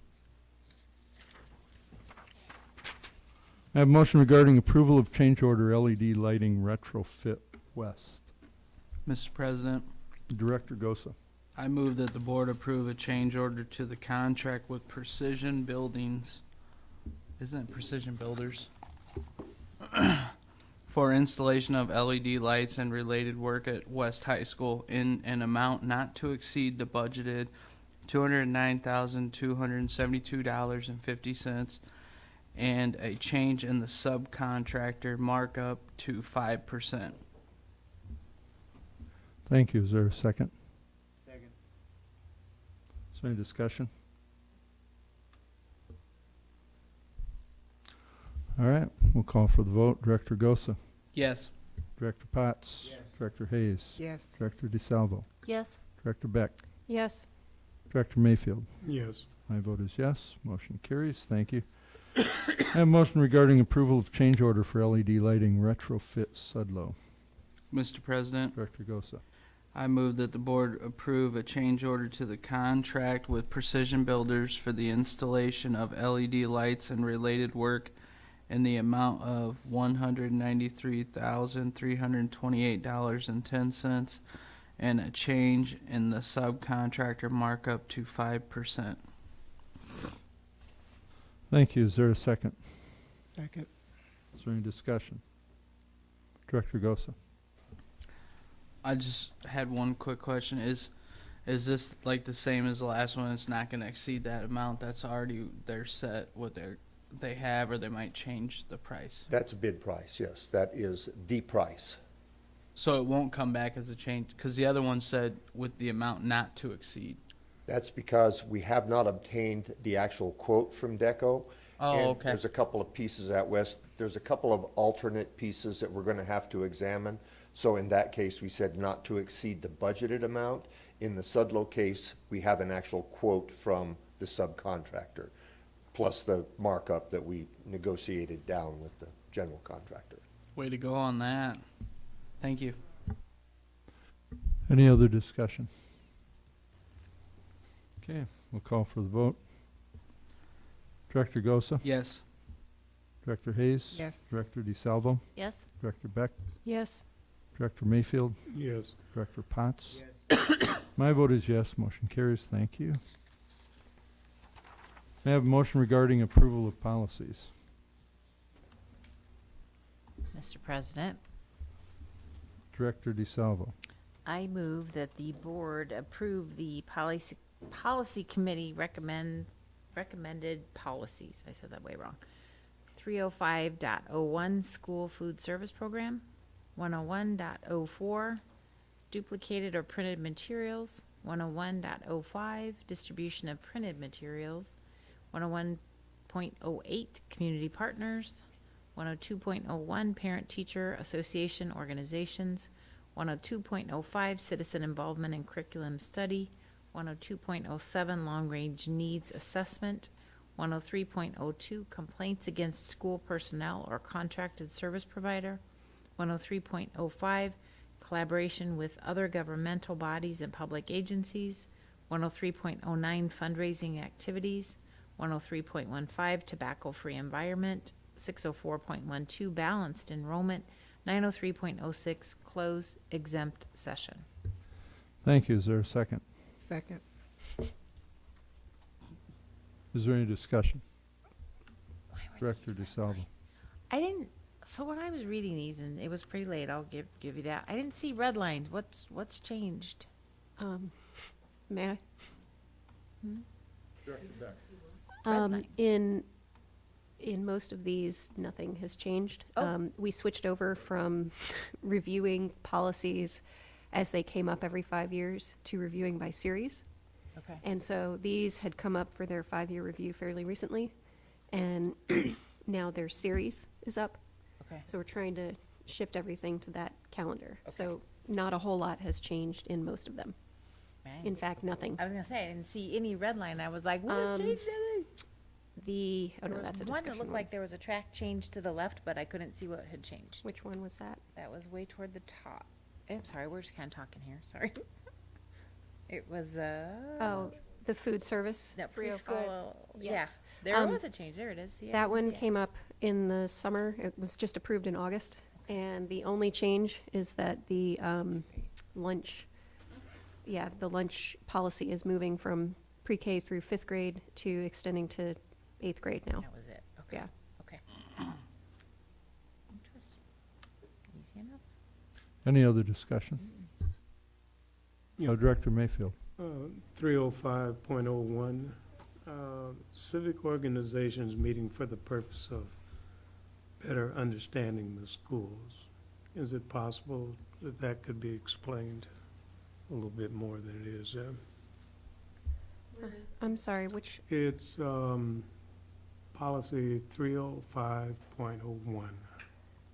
That's the school committee, that's the school food service program policy. Right. So, And it says here, talks about who can use the facilities. okay. It talks about teachers and other school personnel groups, parent-teacher meetings, senior citizens, and this third one is what I'm asking about, civic organizations meeting for the purpose of better understanding the schools. I'm going to have to go to somebody else for that, an explanation on exactly what that means. Probably Mr. Scott. Mr. Scott? Actually, that term I cannot, or whatever, a bill. I'll take a shot at it. One example I might think of is every year Jeff's Car Corner serves a Thanksgiving dinner at Monroe Elementary School, and the whole community's invited to come to a Thanksgiving dinner, and I know they use the kitchen. So that would be, I don't know if he's really a civic, but he's a great business partner for Monroe and spends a lot of money there. So that's what I think that's in reference to. Okay. Yeah, I just didn't know what it was.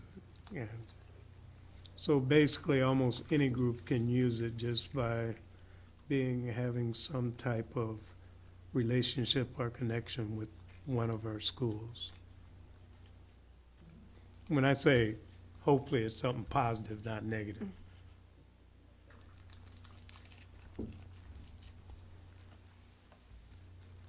Is there any other? Is that true or not? oh, I didn't get a excuse me. yes or no on that.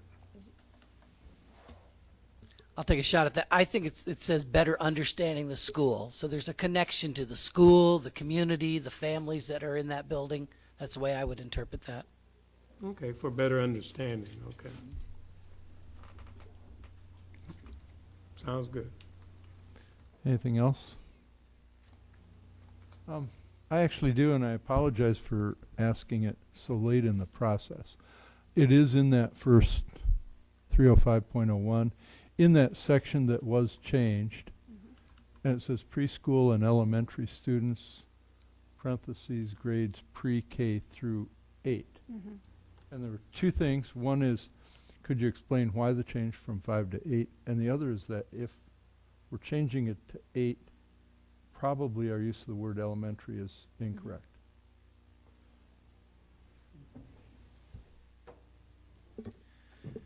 This just came out of our discussion at several board meetings about students going without lunch and revisiting that.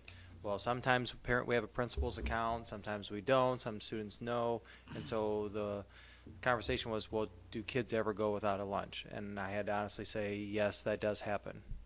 And so we have a lot of transitioning program also that are elementaries.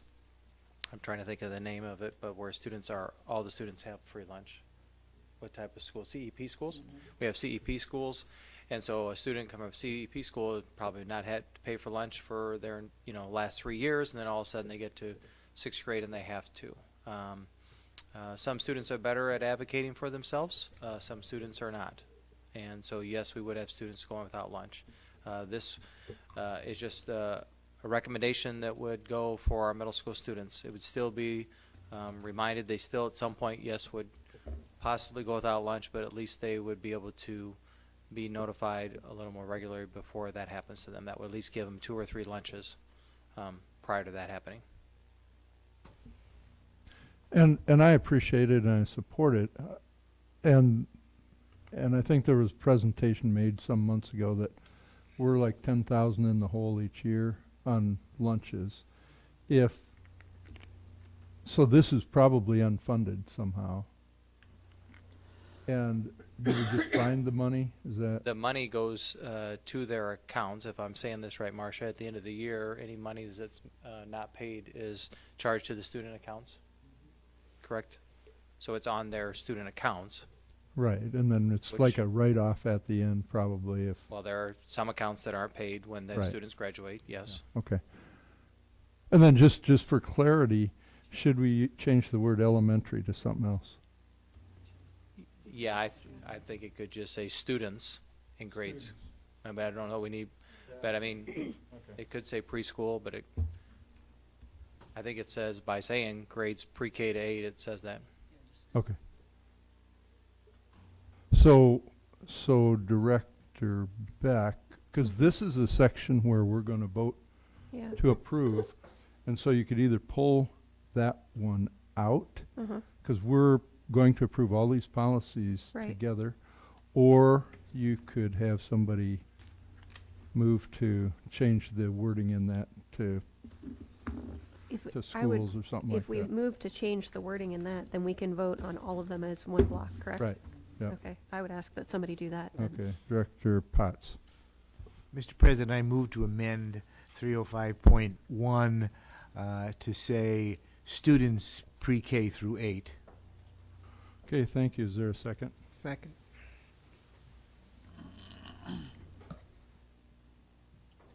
Is there any discussion on this? This is a modification or an amendment, I guess, actually, to the original motion to make this change to 305.01. Everybody understands it? Yes, I just want to make sure it's clear that it says students in grades pre-K through 8, not just students pre-K through 8. Okay. There needs to be a preposition Students in there. grades pre-K through 8. Okay, it's been moved and seconded. If there is no additional discussion, I'll call for the vote. Director Potts? Yes. Director Hayes? Yes. Director Beck? Yes. Director Gosa? Yes. Director Mayfield? Yes. Director DeSalvo? Yes. My vote is yes. Motion carries. So that 305.01 has been changed just with that minor wording. Is there any other discussion on the approval of all these policies? Okay, I'll call for the vote. Director DeSalvo? Yes. Director Hayes? Yes. Director Beck? Yes. Director Potts? Yes. Director Gosa? Yes. Director Mayfield? Yes. And my vote is yes. Motion carries. Thank you. Next is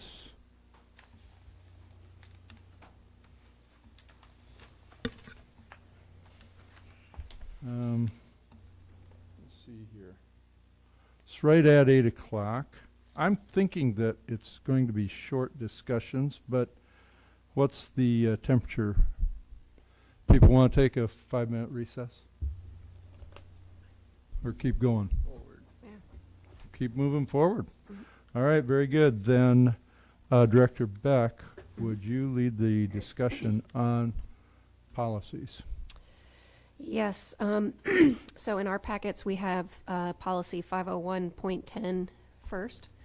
Mr. Scott recommended some changes to the policy on home instruction. So I will let him explain those.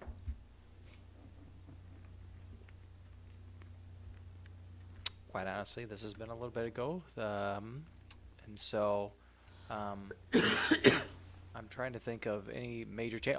A major change would have been to schedule once a week. So that would be a topic for you guys. Well, if you wanted to have discussion around that, when I a little bit did the cost of what home instruction, if you had a student on home instruction for the entire year, that cost was over $6,000, so in the policy states that we have to do it that way, whether a student just has one course or whatever it is. We could always do more if we wanted to, but once a policy says twice, I have to do it twice. And so by having it once a week would give some variance on what we would choose to do depending on the circumstance of the situation, and maybe a length of time the person needs assistance. And then I think we made it an hour and 30 because that's our practice, where I think it said an hour and 15 minutes. So we had it reflect what we currently are doing, which is actually an hour and a half. And we changed the name to home instructor liaison because really that's their job, is their liaison between the teacher and the student. They're not a teacher, which gives the thought process to a family or a guardian that they're correcting the work, and they're not. They're just taking it to the certified teacher. The teacher is determining language arts, math, science, elective credit, and bringing it back to the student. So they're the liaison. That's the change in the name. I don't think anything else. We talked about maybe a home or non-school location.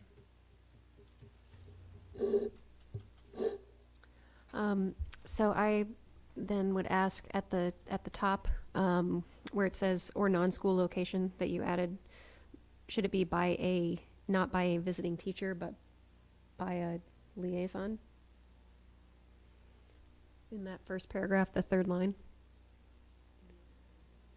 where it says receive assistance in the home or non-school location by a... I think that's a good change. Home instructor liaison. Because yes. they're not actually a teacher.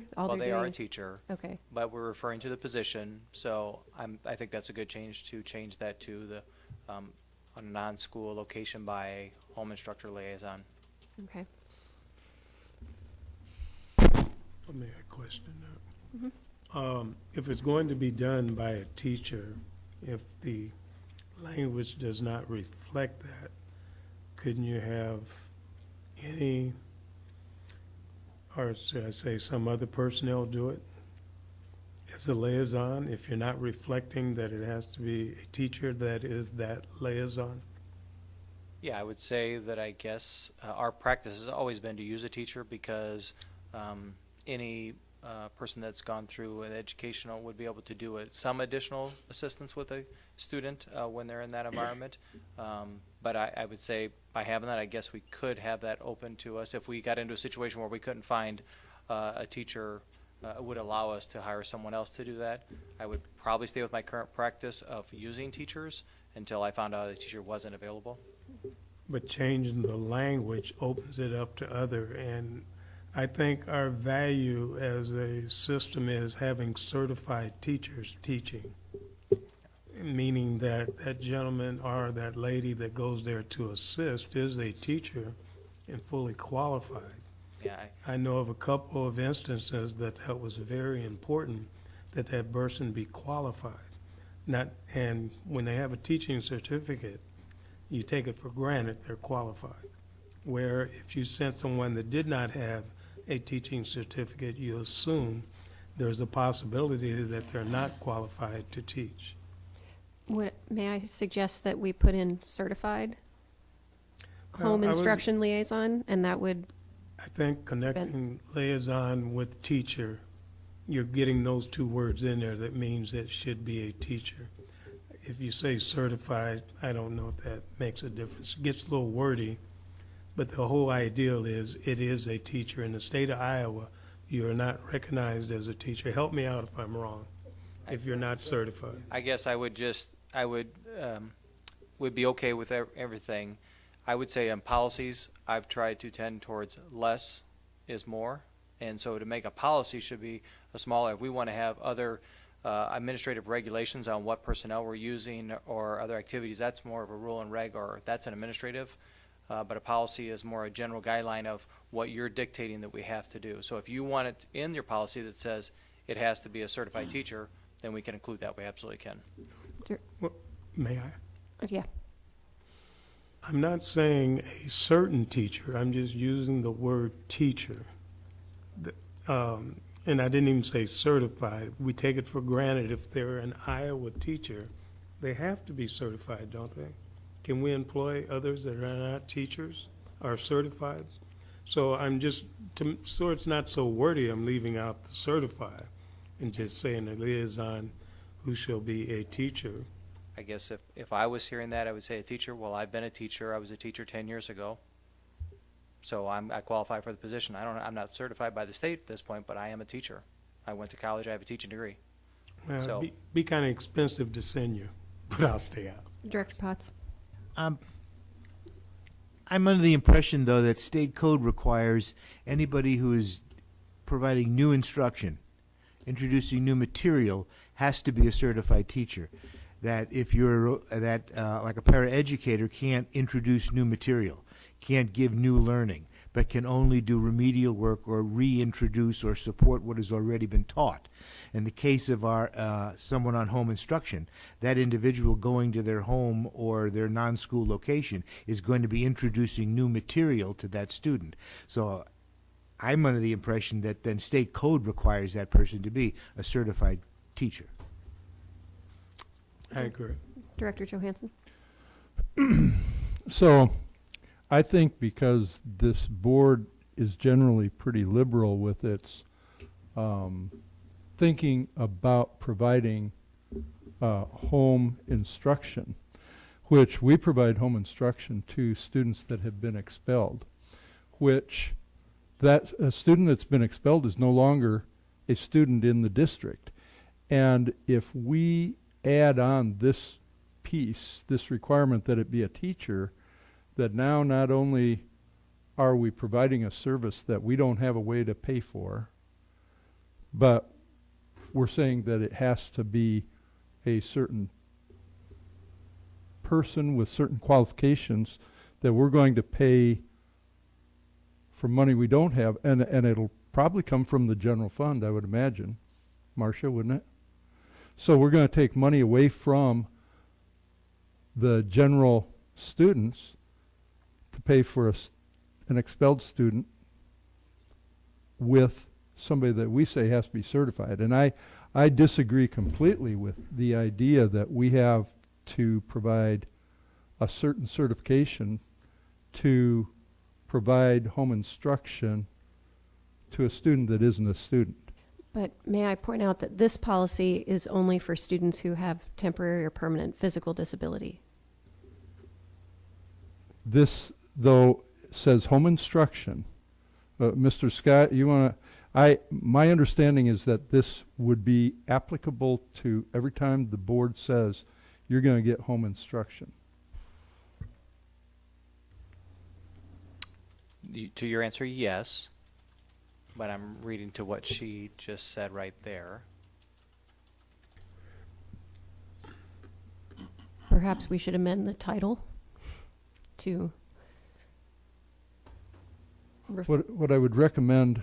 This may need to, I would say, come off Yeah. and revisit, because I think what the point you Right. just brought up is a Yeah. very good point that we need to address. I think we do have some questions about, do we want to be more flexible or less flexible in terms of who we have in our policy? Yes, because I believe the policy doesn't reflect expulsions because you don't provide home instruction for expulsions Right. typically. Right. So that's why it's not there. And as you said that, that's not there. So I would be fine with pulling it off and we could revisit it. Okay. I have a question. Yeah. Oh, sorry. Director Mayfield. What has been our policy in the past, if I may ask? How have we handled that?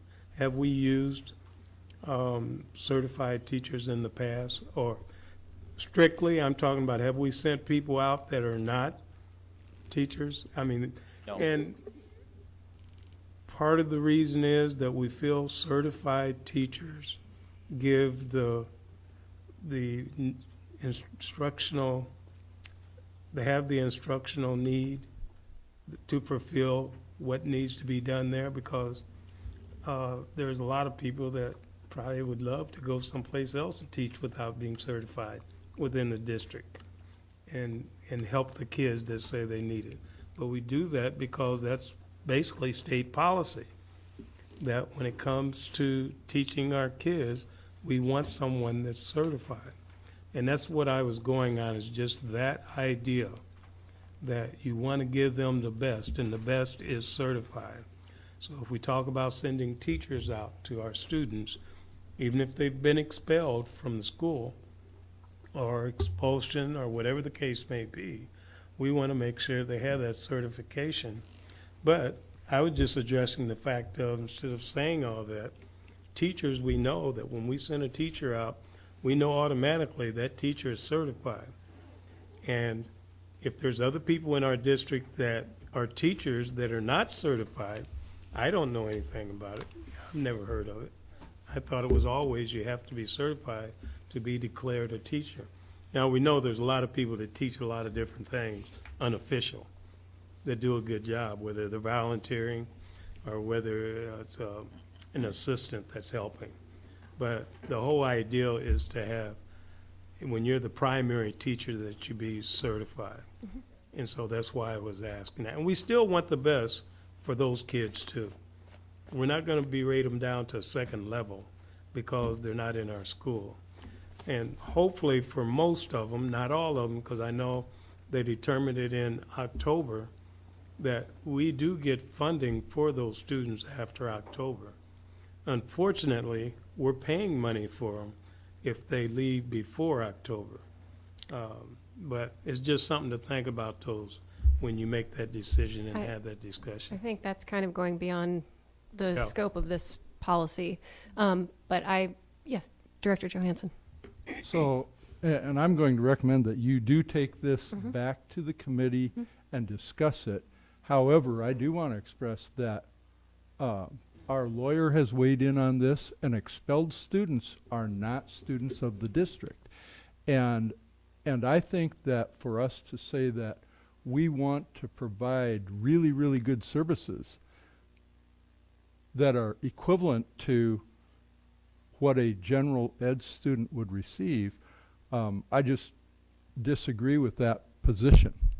And our lawyer, and you look incredulous at me, but our lawyer has suggested, and I'll get the documentation for you, but that it isn't even obvious that we should be providing home instruction to expelled students.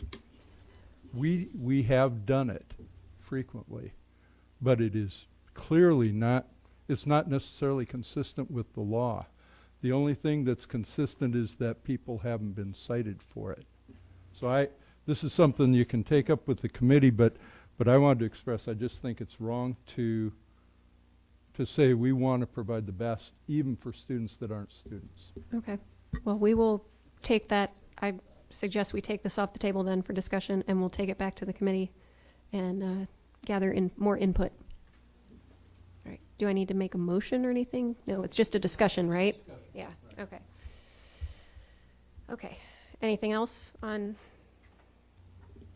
501.10? Okay. All right. So the other policy for discussion is 101.02 in the category of community relations in media communications. And the one recommendation we are suggesting is adding in that the board president or president's designee may be able to make formal statements to the media. And Director Johansson, I'd like you to explain your reasoning behind this suggestion. Thank you very much. I think that our board, we have a lot of great people on our board that are doing a lot of great work, and that oftentimes have a much deeper understanding of certain areas. For instance, legislative advocacy, poverty, policy, and there may be others. And I think it's appropriate that it gives, if we give a little bit more latitude to some of those people so that they can speak to the media, I think it's important to get some of that experience. And I think it's appropriate because they probably have a better understanding. I think that of certain areas. I think that in general, yeah, the president would still be the official spokesperson, but this kind of opens it up a little bit, I think, and I think it's a good change. Are there any questions or comments on that? Director Potts. If I read the change, it simply says that if a board member wishes to make a formal statement to the media, they'll have to consult with the board president or his designee. And the idea behind it was that if the president wished to say that this particular director was always going to be the person who spoke on issues of, say, poverty, then it would avoid some of the phone tag, and the media would know they could contact that person, and that person would be the prior designee for that topic only. That's sort of the idea where this came from.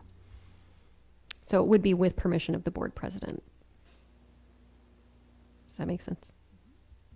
Okay. I'm not sure this does that. Can you make a suggestion? No, I don't have a suggestion. I'm not sure this does that.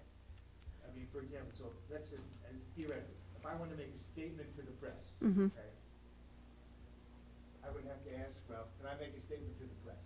But if Ralph wasn't my designee, right? Mm-hmm. So I'd say, can I make a statement? Let's go to the designee. Can I Got make it. a statement to the press? Got it. So I could go make, you say yes, so I go make a statement to the press. Okay. I So, don't see that this gets at what Ralph is talking about, so that we can make sure that if the press wants to know about what we're doing with Audit, they're gonna talk to Director Hayes. Follow me? yes, and I believe I see what you're talking about. If I read the whole sentence, that I see your point. Dr. Tate, did you have a suggestion? Maybe just another sentence, say from time to time, there'll be designees in certain particular areas that will be allowed to talk to the press, Okay. something like that. Okay. We can take that back to next meeting, and I have a question. Director Mayfield. Yeah, I know. I keep looking at you. I've been looking at you for so long, asking permission. I just cannot switch over to someone else. I was waiting for you to tell me to sit down and be quiet. Well, and the last policy director sat over there too. So. The policy chair. Go ahead. I want to be clear about this.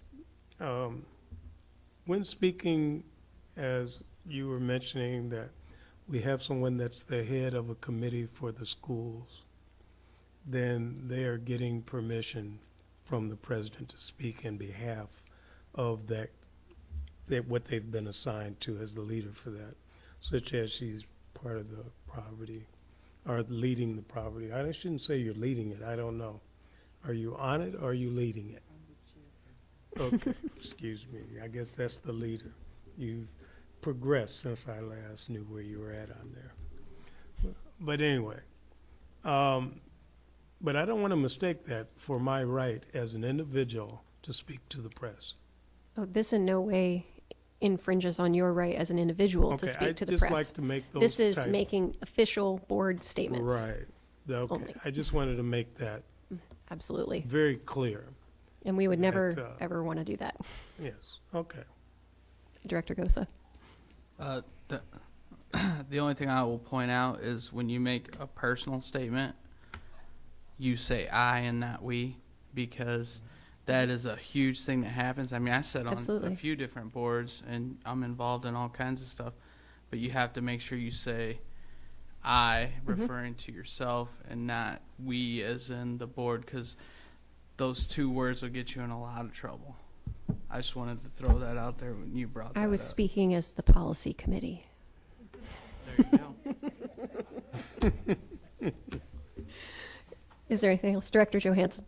Mr. Scott was trying to get in earlier. Oh, I'm sorry. No, I was just going to say, listening to your questions, I was wondering at the very beginning of that paragraph, where it says the board president or president's designee is the official spokesperson for matters. If you just made the change there, does that accomplish what you're asking? It might, actually, yeah. We can take that and look at that change. All right. Anything else? All right, thank you. All right, thank you very much for leading that discussion. Are there any administrative reports? Not this evening. I do have one board request. Oh. Holy cow, I got more than one. Looks like we got 4 board requests. First is a request from Director Gosa, today's date, agenda item. I would like to have the IEP process discussed from start to finish. Why are you requesting this information or agenda item? I feel it is very important for board members to have knowledge of the IEP process. Is there a second? Second.